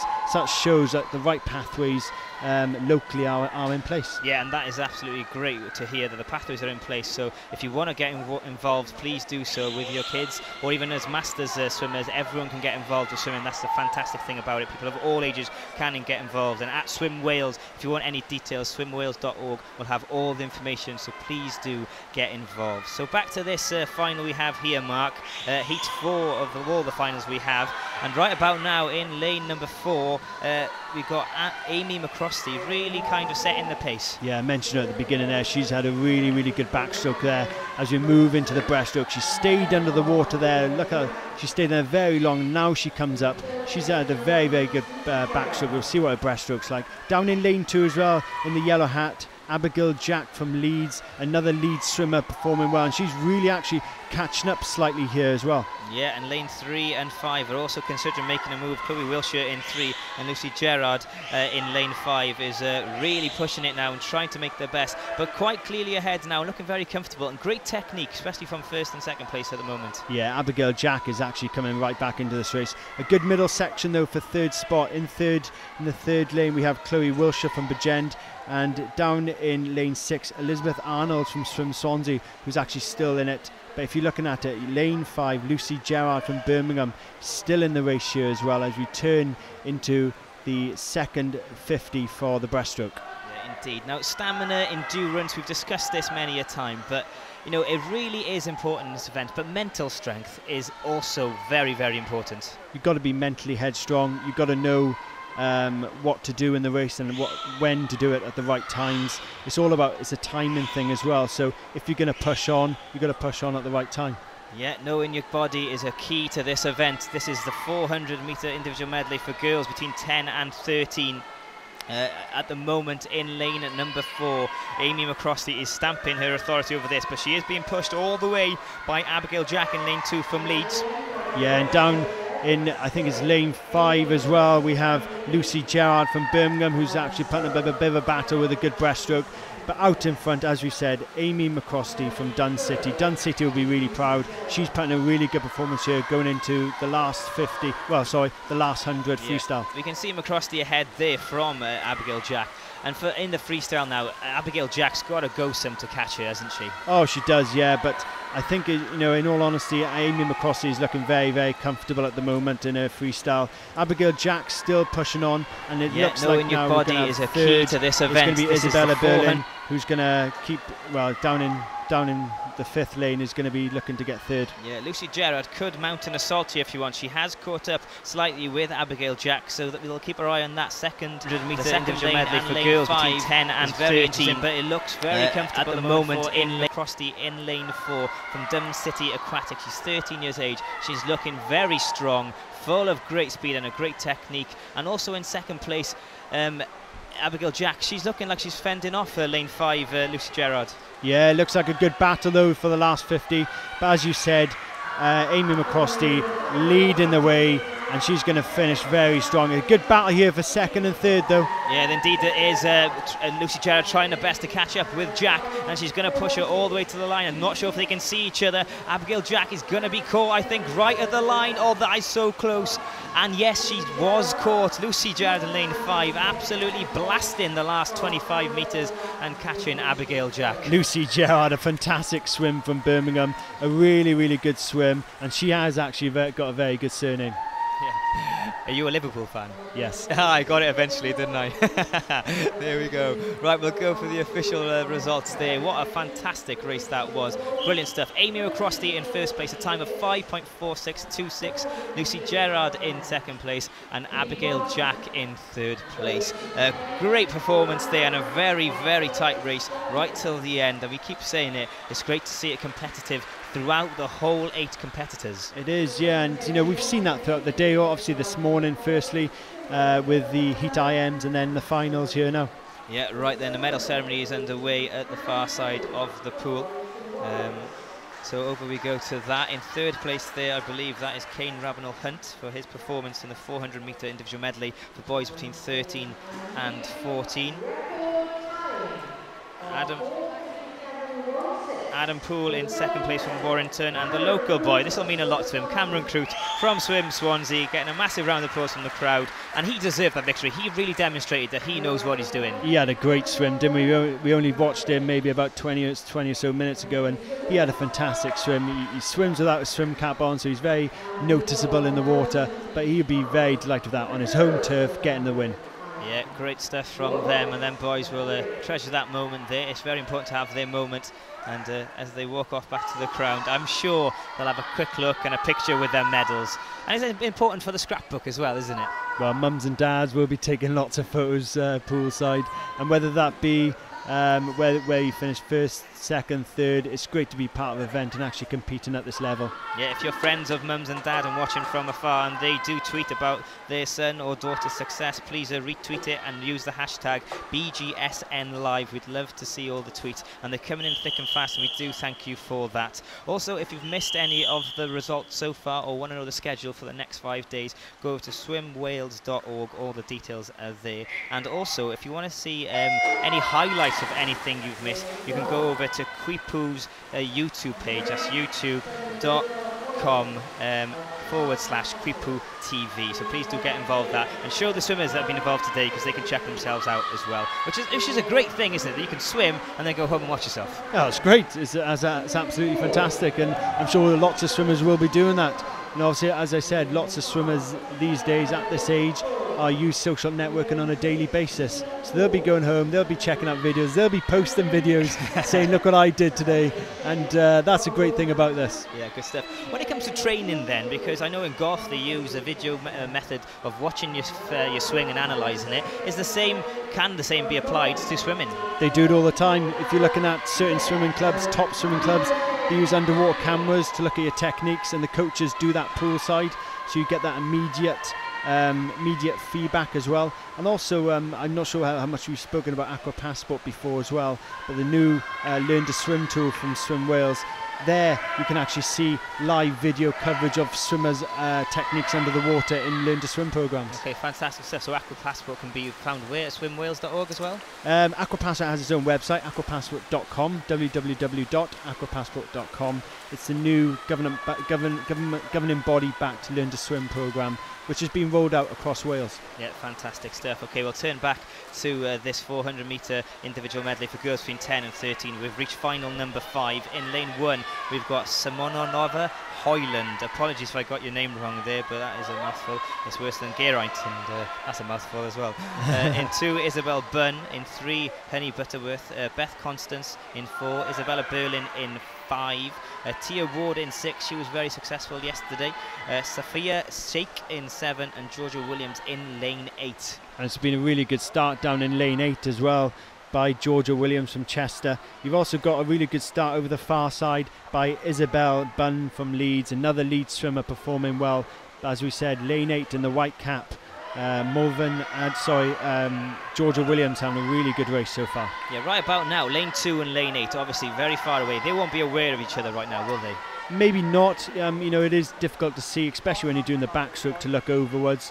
Maybe when they have a breaststroke, they might have a look under the water, or even on the freestyle even. But at the moment, I would guess it's very difficult to see each other. Yeah, they'll have a cheeky look as they turn now. We're pretty sure of that, and then they'll know the situation. They'll know what's ahead of them and what's expected over the second half of this race. But touching the wall first for that split is Georgia Williams, first of all, from Chester, so she'll be happy with that. She's got herself right in front of Isabella Bunn in second place. That was a really, really good turn from Georgia Williams. She came out of the blocks really well there when she pushed off the blocks, and she's looking really confident now. Lane 2 still in it though. You still have Isabel Bunn from Leeds keeping up with her. Yeah, in lane 4, Beth Constance also keeping up with the pace, and over here on lane 6 we've got Tia Ward from Leeds also showing that she's up for the challenge today. But these two, lane 2 looking like she's starting to stretch her legs a little bit now. Isabel Bunn looking comfortable, but also Georgia Williams is keeping up with her. It'll be very interesting as they turn to see what they've got left in the tank. Big turn here for the last 50 of the breaststroke, and then we obviously got the 100 freestyle after that. You might see a bit of a push in lane 3 from Honey Butterworth, the from Harrow Swimming Club. She might have a good push at the end, but we'll see what their turns are like now. Yeah, there's 2 seconds between them at the moment. Georgia Williams ahead from second place, Isabel Bunn in lane 2, so she's quite comfortable, but that 2 seconds can be caught quite easily, or perhaps stretched quite easy. Yeah, either way, you're looking down in lane 8 at the moment with Georgia Williams. She's actually very confident in the water, but this could go down the wire. Who's got the best freestyle over the 100 metres? Yeah. That's what will count at the end of the day. Yeah, with 100 metres to go, when you're already tired, 100 freestyle, it can easily disappear that 2-second lead. But as we come towards the change for the 100 metre freestyle, it looks like in lane 8 at the moment from Chester, 12 years age, it's Georgia Williams leading the way from lane 2, which is Isabel Bunn from Leeds. Isabella Berlin as well in lane 5 from Crawley, 11 years of age, has really come back into it as well. She's having a great race. Yeah, she's trying to put a stamp on that middle field section of the race and trying to get into 3rd place if she can. Now as we start to stretch out, the pace picks up for the 100 metre freestyle. Both girls, to be fair to them, Georgia Williams and Isabel Bunn, looking very smooth through the water. This could go down to the wire. I still think Georgia Williams from Chester has got the edge, but if you're looking at it in the middle section as well, as I just mentioned, Isabella Berlin is on a very good freestyle and she's looking to grab 3rd spot. Yeah, Honey Butterworth as well in lane number 3 is chasing Beth Constant as much as they can and really going for it. Now the girls turn for the last 50. Georgia Williams still ahead slightly from Isabel Bunn. It's now down to 30/10 of a second as they change on the wall. There's nothing in this at all, and being so far apart, there's only one thing to do, is swim your own race here.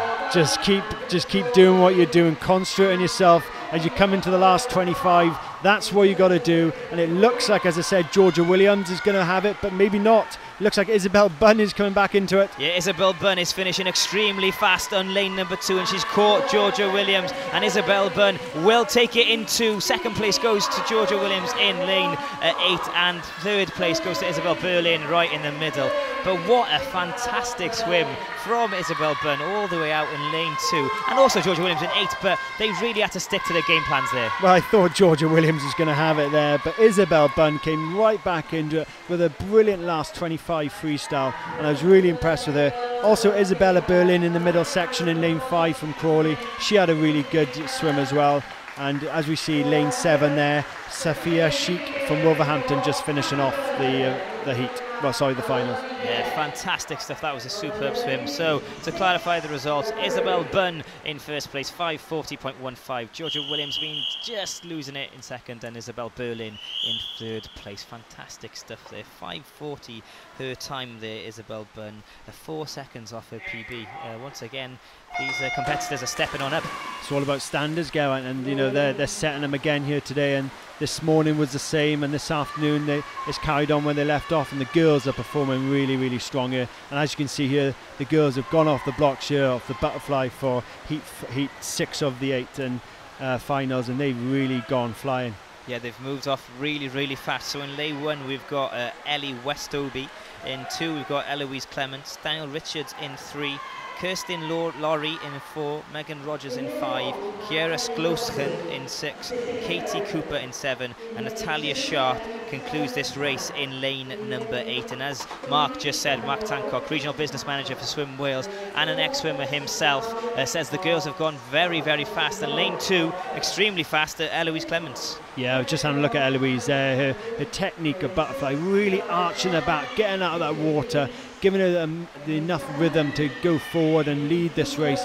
Down here, I think it's a Pembrokeshire County swimmer in lane 5 as well, yeah, which is Megan Rogers. She's actually performing superbly well there as well. And even down, if you're looking at the bottom end, lane 8, Natalia Sharp from Sunderland, she's trying to keep up with the middle field as well. But Eloise Clements, she looks so powerful when she comes out of the water. It's so impressive.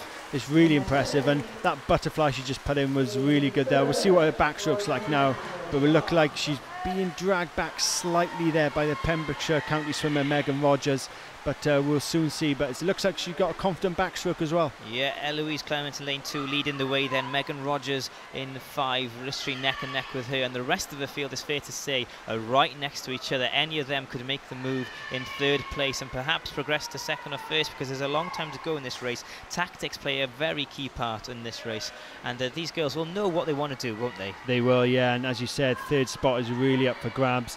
Lane 4 we have Kirsty Lawn from first, and also if you're looking in lane 6, Sierra Skolason from Leeds as well. They're still in it for third spot, but as we said, Eloisa Clements from Thanant Swimming Club is putting in a great performance. Yeah, an absolute superb shift so far. She looks in complete control, nice and clean, and all these girls, they've got their techniques really, really clean and tidy. We've spoken about technique a lot today, and you know, the girls here and even the boys earlier in the other IMs have absolutely performed superbly. Technique down to a key, and I know the coaches will be smiling about that.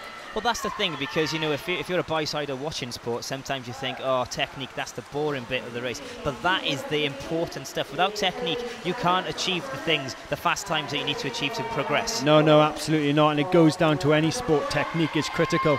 If you want to perform and if you want to win races, whether that be in the swimming pool or any other sport, technique is going to play a huge part in that. And we've seen today lots of different techniques from swimmers, but you know, to the individual swimmer, but technique is such a vital thing. Okay, Eloise Clements in lane 2 is really pushing ahead now. The rest of the field have caught up slightly with Megan Rogers in lane 5 from Pembs County, and also in lane 7, perhaps passing her now, is Katie Cooper from Wigan Best Swimming Club. This race is setting us up very nicely for a great finish.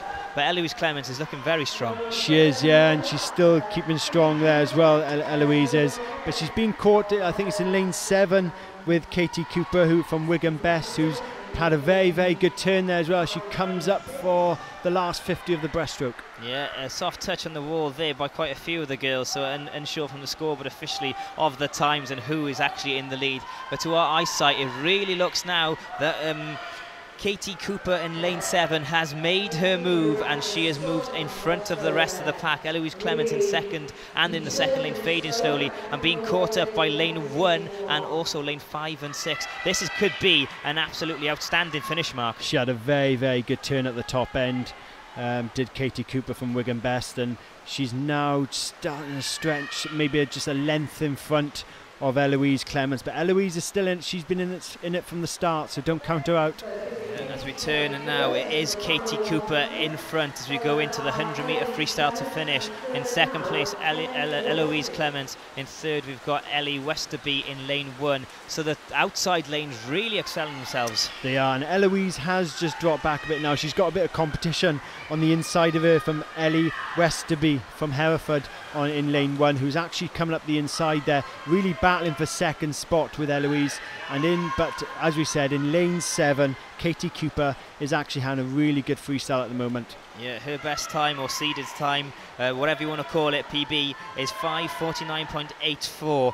First things first, she wants to win the race, but the PB could be on here as she makes her way back for the last 50. Definitely. I think she's just taking her time with her turn there to make sure she got enough push off to get off into this last 50. But as you said, a big battle over the far side in lane 1 and lane 2. Yeah, it looks like the Katie Cooper's going to take this one in lane 7, but on the far side from where we are in lane 1 and 2, going head to head, we've got Ellie Westoby and Eloise Clements, both side by side, and it's very, very close. But it does look like Eloise Clements is holding on right about now, but it will be Katie Cooper in lane 7's victory. She's deserved that. She came back, she throws great technique and strategy, she takes it. But on the far side, Eloise Clements, who was ahead, holding off the competitive nature of lane 1, which was Ellie Westoby. Another great race and a great finish to the far side. Katie Cooper finished really strong there to win the race. She still looked like she had a lot left in the tank as the last swimmers come in there, but as you said, a real good battle over the far side with Eloise Clements and Ellie Westerby,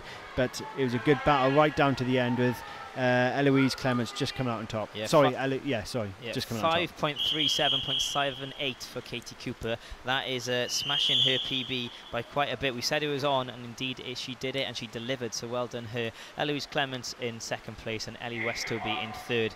And we will move on to heat 7 of the finals in the 400-metre individual medley for girls between 10 and 13. And I'll remind you once again, if you are watching from afar, do let us know. We've had people from all over the world get in touch.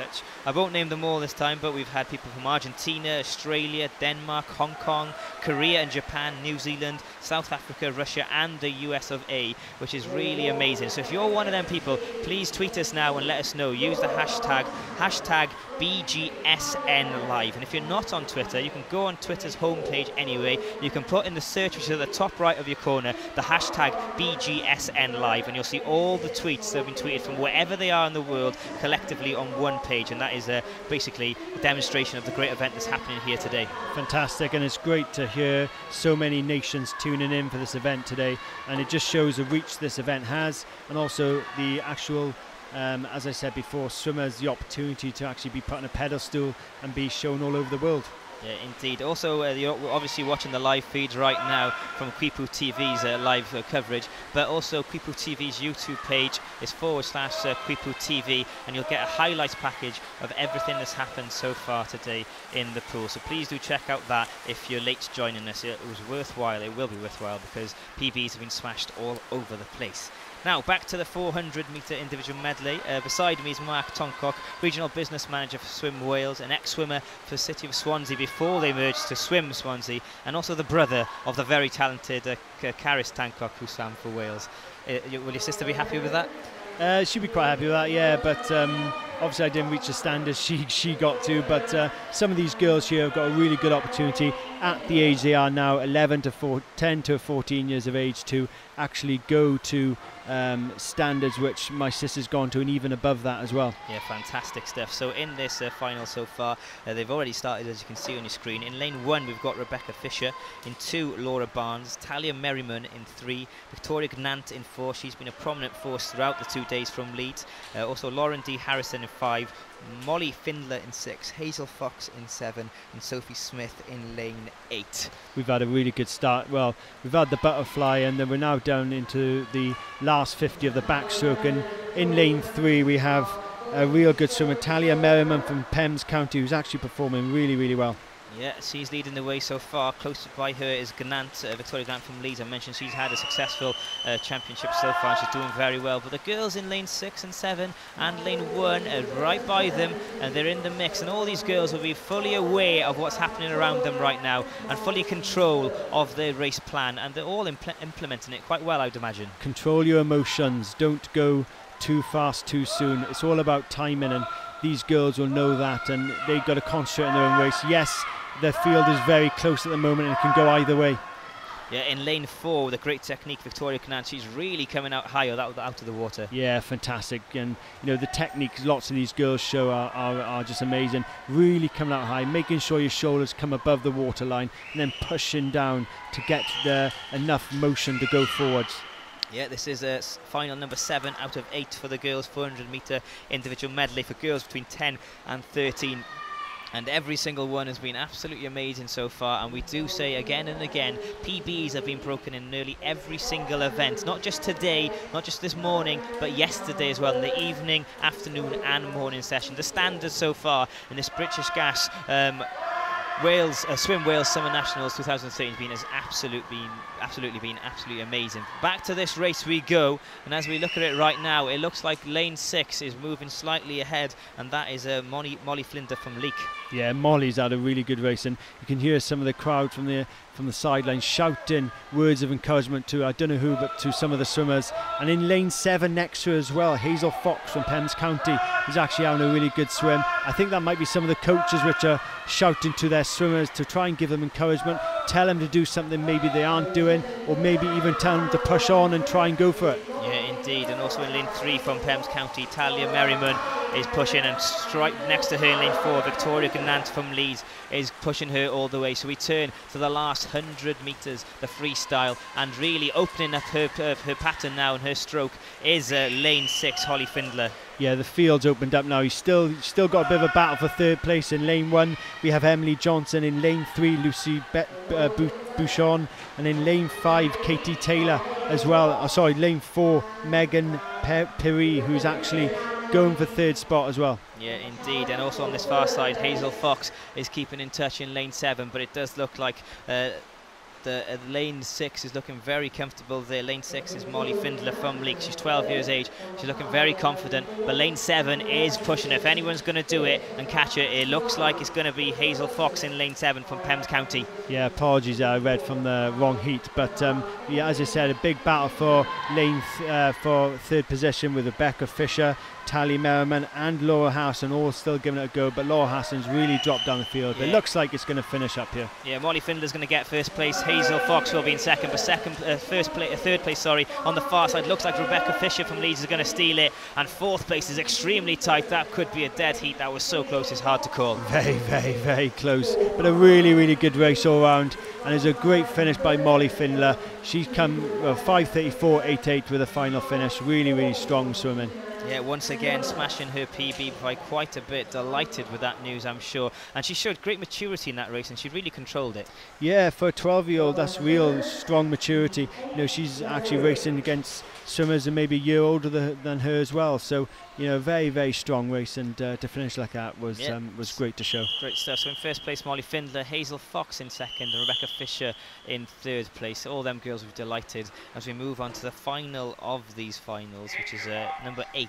And this is the 400 metre individual medley for girls between 10 and 13. In lane 1 we've got Emily Johnson, Greta Hampson in 2, Lucy Buchan in 3, Megan Perry in 4, Katie Taylor in 5, Katie McKenzie in 6, Martinia Ruskowska in 7 from Gwynedd in North Wales, and to finish off from the City of Cardiff Swim Club, we've got Tegan Frizzle, I think that is. I don't think Tegan Frizzle is actually in the race in lane 8, but we've had a really strong 50 by Megan Pirrie. Remember a name I mentioned in the last race by accident. Yeah. She's had a really strong first 50 butterfly. Yeah, Megan Pirrie is the fastest qualifier in this, really. She's got the fastest PB by quite a bit, to be honest with you. So the pressure is on her, and she'll feel that pressure. She'll know that she's meant to win this. Yeah, she does, and I'm sure she'll actually try and lead from the front throughout the whole race. But she'll have competition. There's a lot of competition going on for second and third spot throughout the field. It's very level part at the moment, but we'll see now going into the backstroke who actually has got the momentum. Yeah, Megan Pirrie leading the way then as we come to the wall. Greta Hampson in lane 2 also keeping up with her, but also in lane 5 and lane 7. In 5 we've got Katie Taylor and Rusowska in 7 also leading a charge for third place, and after every single one that's in front of them as we turn to the backstroke. Again, beautiful technique by some of these girls. Yeah, I just have a look at the technique now. In lane 2 we have Greta Hampson from Wigan Bess, and she's got a lovely technique, but also another smooth technique is over in lane 5 where we have Katie Taylor from First, who's actually caught up with Megan Pirrie now and is really becoming neck and neck again.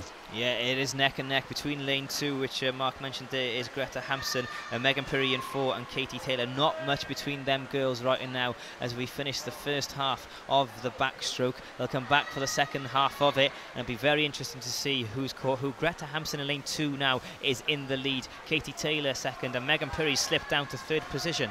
Yeah, it's a bit of a shame for Megan there. She was obviously leading from the front with, as you said, the best qualifying time as well. In lane 2 though, really good swim by Greta Hampson. I've been really impressed with the way she's gone. She's been steady and controlled, and that's all about pushing on at the right times, and it looks like she's managing that very well. You mentioned that she had a beautiful technique as well, but Katie Taylor also got praise from you, Mark, as well, and she is really leading the way now. I think she's just about sneaking in front of Greta Hampson. And at this point they won't know because they are on the backstroke, but as they turn they'll definitely take a look, won't they? They'll have a look under the water, that's for sure. I'm sure some of them do, some of them try not to put themselves off, but I'm sure one or two swimmers have a sneak look under the water. But if you're looking at lane 7 as well, Martinia Ruszakowski from Swim Gwynedd, she's come back into it as well, under the radar to a certain degree, really battling now, and she's going to be in this breaststroke right until the end. Yeah, unfortunately for Megan Pirrie, who led from the start in lane 4, she's starting to fade away, perhaps tiring a little bit. Gwynedd is a good 4 hours from here in Swansea, so a long distance for her to travel over the weekend. But as we go into this breaststroke now, the first half of it, the girls in the front, they're looking very strong, especially lane 2 and Katie Taylor in lane 5 as well. Yeah, Greta Hampson, I've been impressed with her from the start in this race in lane 2. She's had a really confident swim. I think she's just level par at the moment with lane 5, Katie Taylor from First Swimming Club, as we turn there for the last 50 of the breaststroke. Yeah, there's not much in it. There's a few tenths of a second in it, and Greta Hampson has actually sneaked in front of Katie Taylor in lane 5. So she's got the advantage as we come back down for the last 50 of the breaststroke. Now this is where the lungs will be pumping. They will, yeah, and it sees, you know what's left in the tank for the last for the last 100-metre freestyle then. I'm sure some swimmers have held themselves back, but Greta, it looks like she's just sneaking in front again in lane 2. Lane 5 though, Katie Taylor, Megan Pirrie. Lane 6, Katie McKenzie. They're all still in it. Yeah, they're all coming back into this. This is going to be a fantastic finish. Lane 2, lane 4, lane 5, lane 6 and lane 7 are pretty much level pegging now, and this is going to be a fantastic 100-metre freestyle to finish this individual medley for girls between the ages of 10 and 13. As we turn, it's still Greta Hampson in the lead, but in lane 5, Katie Taylor is really pushing her. Yeah, Katie McKenzie as well in lane 6. She's on an absolute stormer. But lane 7, you've got Martinia Ruszakowski from Swim Gwynedd. She's still in it. But Greta, I still think Greta Hampson in lane 2 is still leading the way. Yeah, this is going to be a fantastic 50 metres to finish this, and to finish the finals for the 400-metre individual medley. What a way to finish this is going to be. What a fantastic way to finish. It's been really exciting, and we're going down to the last 50 here now. Yeah, as we turn, it is Greta Hampson in the lead from lane 5, Katie Taylor in third place. Lane 7 has come from nowhere there. Ruszowska has really pulled this back. And Greta Hampson on the far side in lane 2 is looking very strong, but also Katie Taylor is going with her. Yeah, Katie Taylor is really pushing Greta all the way here for the first and second spots. Third spot will be a race as well between Martinia and Katie McKenzie in lane 6. Yeah, Megan Puri's involved in third as well, but it looks like Greta Hampson is just ahead of Katie Taylor in lane 5. It's going to be very, very close, and I can't call it, and just about, literally, we're talking 0.2 of a second between there. That was as close as it could possibly be. Greta Hampson in lane 2 takes victory. Katie Taylor in lane 5 takes second place, and in lane 7, really battling back in that last 100-metre freestyle, we had Martinia Rosowska in lane 7 from Gwynedd. Yeah, Martinia Rosowski from Swim Gwynedd went under the radar to a certain extent there to sneak in there, but Greta Hampson throughout the whole race, she was in there in the mix for first spot, and she walks away with the top spot. Yeah, fantastic stuff. That was a superb race, and as we said, to finish the finals, that was amazing. So to clarify the times for you, Greta Hampson's time 5:29.34, Katie Taylor's 5:29.36, and Rosowska 5:31.89. 0.2 of a second, very, very close between them all, but Greta Hampson just touched it before Katie Taylor, and that shows how close these races are. Yeah, and Greta Hampson knocking 6 seconds off her PB there, and Katie Taylor's time also knocking a good 3 seconds off her time. So these girls really did push themselves to their limits there. They did, and I think that can be said as a testament to all the girls. I think throughout all the finals you've just seen, they've all really gone for it. The crowd have got behind them, the coaches have been encouraging them poolside, and it's just really, really good to see, and it just gives the event that extra buzz as well. Yeah, the standard there in them individual medleys was absolutely fantastic. It's hard to kind of put into context unless you're here, unless you're watching everything. But literally in every race, personal bests have been broken, but not just in first place or second place or third place, throughout the whole field. And it's so, so impressive to see the standard improving every time. It's all about setting your goals and making sure you peak at events like this to actually show on a national stage that you're here to perform and here to perform to the highest standards. And as you said, PBs and their seed times coming into events have been absolutely smashed here, and that's a really good thing for the pool to have that notoriety, but also for the swimmers to be coming in and performing at that standard.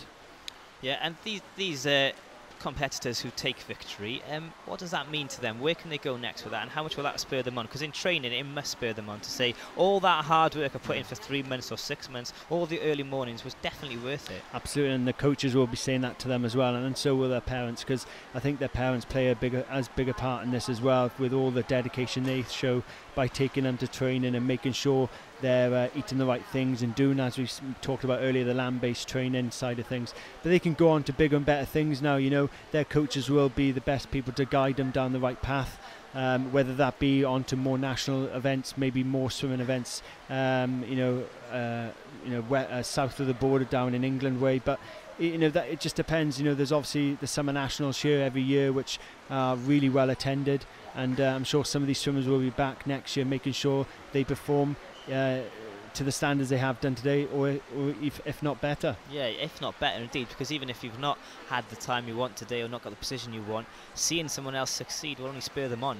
Yeah, definitely, and I think from the swimmer's point of view, you want to make sure that you're actually improving all the time. So some swimmers will go away from it, even though they're only young. Some swimmers will go away from it saying, what could I do better? What can I do better in the pool to make myself better? And the coaches will be looking at that as well, going, okay, you didn't do this, you didn't do that, let's work on that in training and try and improve. Mark, excellent stuff. Mark Toncock, a regional business manager for Swim Wales. He's a fountain of knowledge, and it's been delightful to have you next to me all afternoon. We are trying to wait on for some medal presentations, so please bear with us so that the youngsters can have their moment in the limelight. And as we wait for this, also remember about Twitter. The hashtag that we're using on Twitter is hashtag BGSNLive. And if you're having any problems with your live stream, it's quite simple. If it freezes at any point, just press the refresh button, and that hopefully will sort out all problems. And we know it's working quite well, so use the refresh button, because we've had people from all over the world watching us today and getting in touch on Twitter.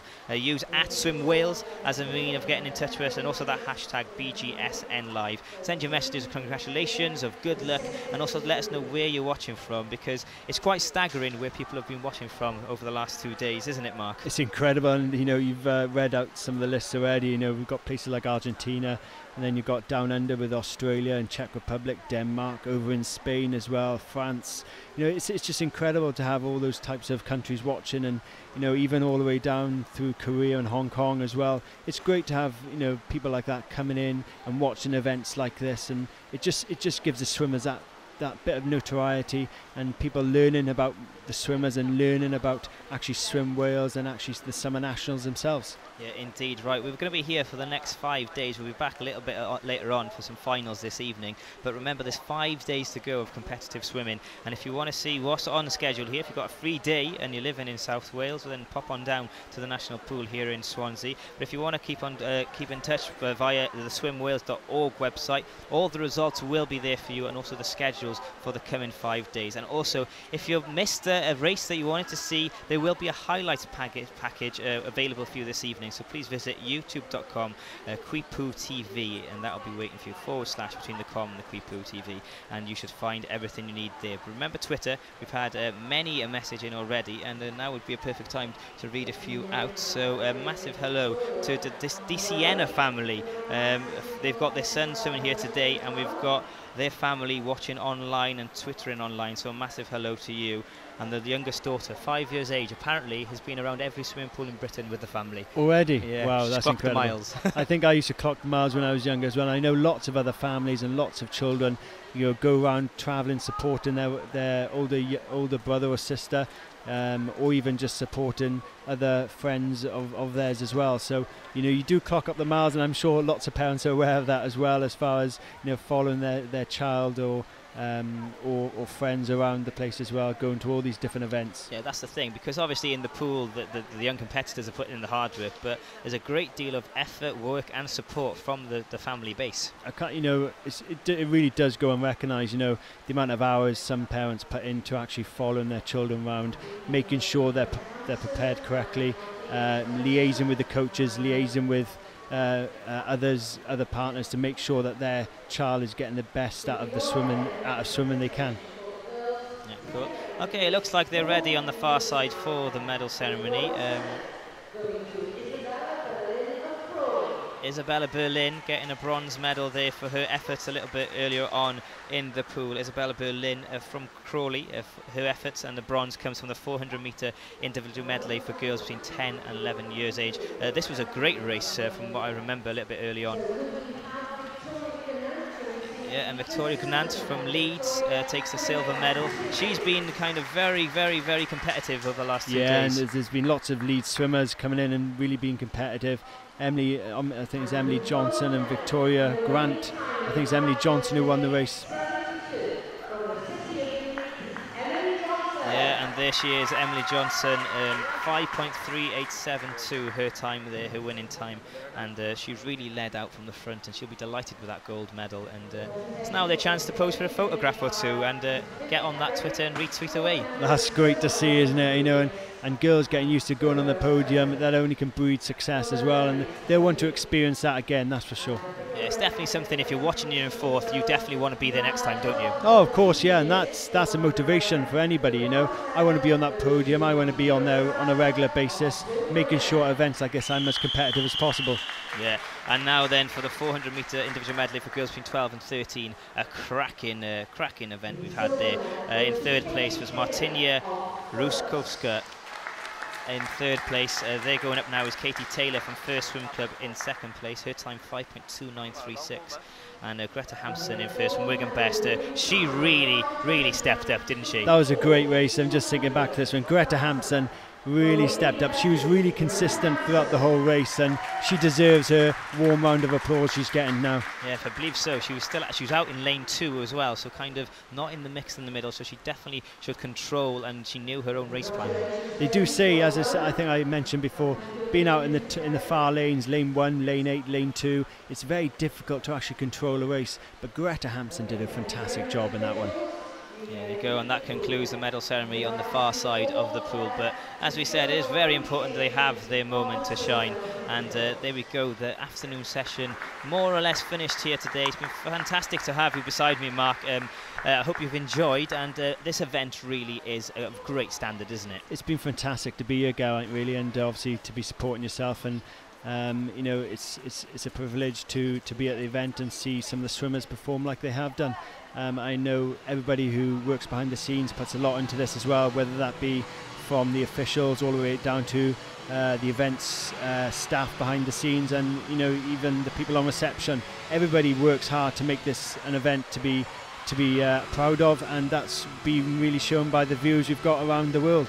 Yeah, I can only second that, Mark, and I think all the staff you mentioned, they will owe you a beer for giving them a shout out, so I just hope they sort you out. Fingers crossed. Because I know they're all listening in reception on the live stream there, so well done to you for all your work, and also for the volunteers who have been involved today. So that concludes the afternoon session. We will be back a little bit later on, but remember swimwales.org for any information that you've missed. That's results or schedules you want to see, or catch up with today's action a little bit later on by visiting youtube.com/Quipu TV, and don't forget to keep tweeting that hashtag. It's hashtag BGSNLive, and tell us your thoughts. It's been a fantastic afternoon. We'll be back a little bit later on. I've been Geraint Hardy, Mark Tonkersby beside me, and we'll see you all very soon. British Gas Swim Wales Summer Nationals 2013 is taking a break for a while, but we'll see you this evening.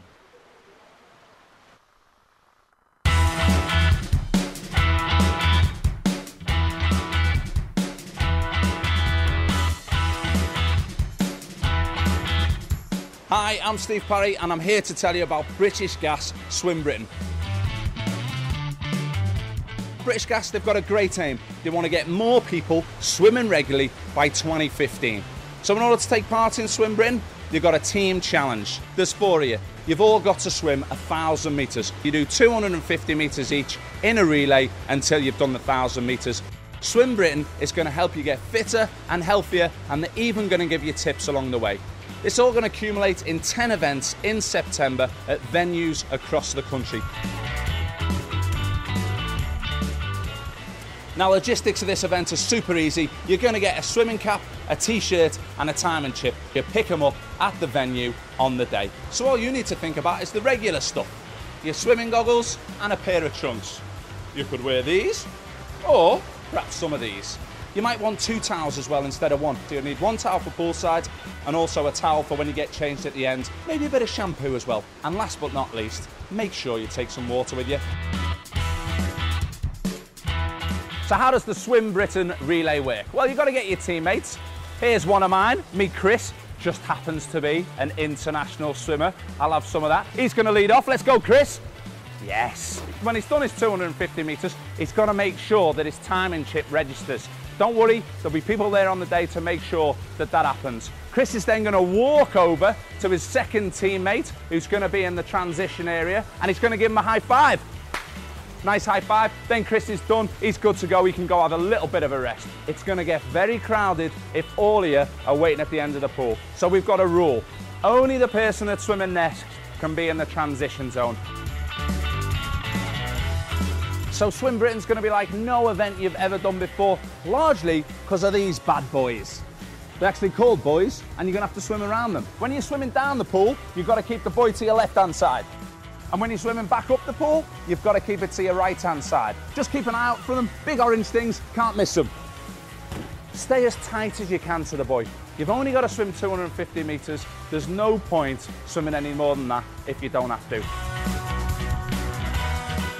Once you've got your team together, make sure you get the opportunity to train together. Set yourself both an individual goal. You know what? Challenge the other guys on your team as well. You might surprise yourself and with some good training, beat the time that you thought you were going to go. What about making some hoodies with your team name on there? You're taking on everyone else in Swim Britain. You've got to get in there with the right frame of mind. Maybe you want to go in some fancy dress. I don't suggest you swim in the fancy dress. That might slow you down a little bit. Maybe you could even come up with your own song, you know. I can see all 4 of you doing the Gangnam Style. Maybe not. But most of all, make sure there's some cracking banter between you and your teammates, and let's maximise the fun that we're going to have on Swim Britain. Good luck and enjoy.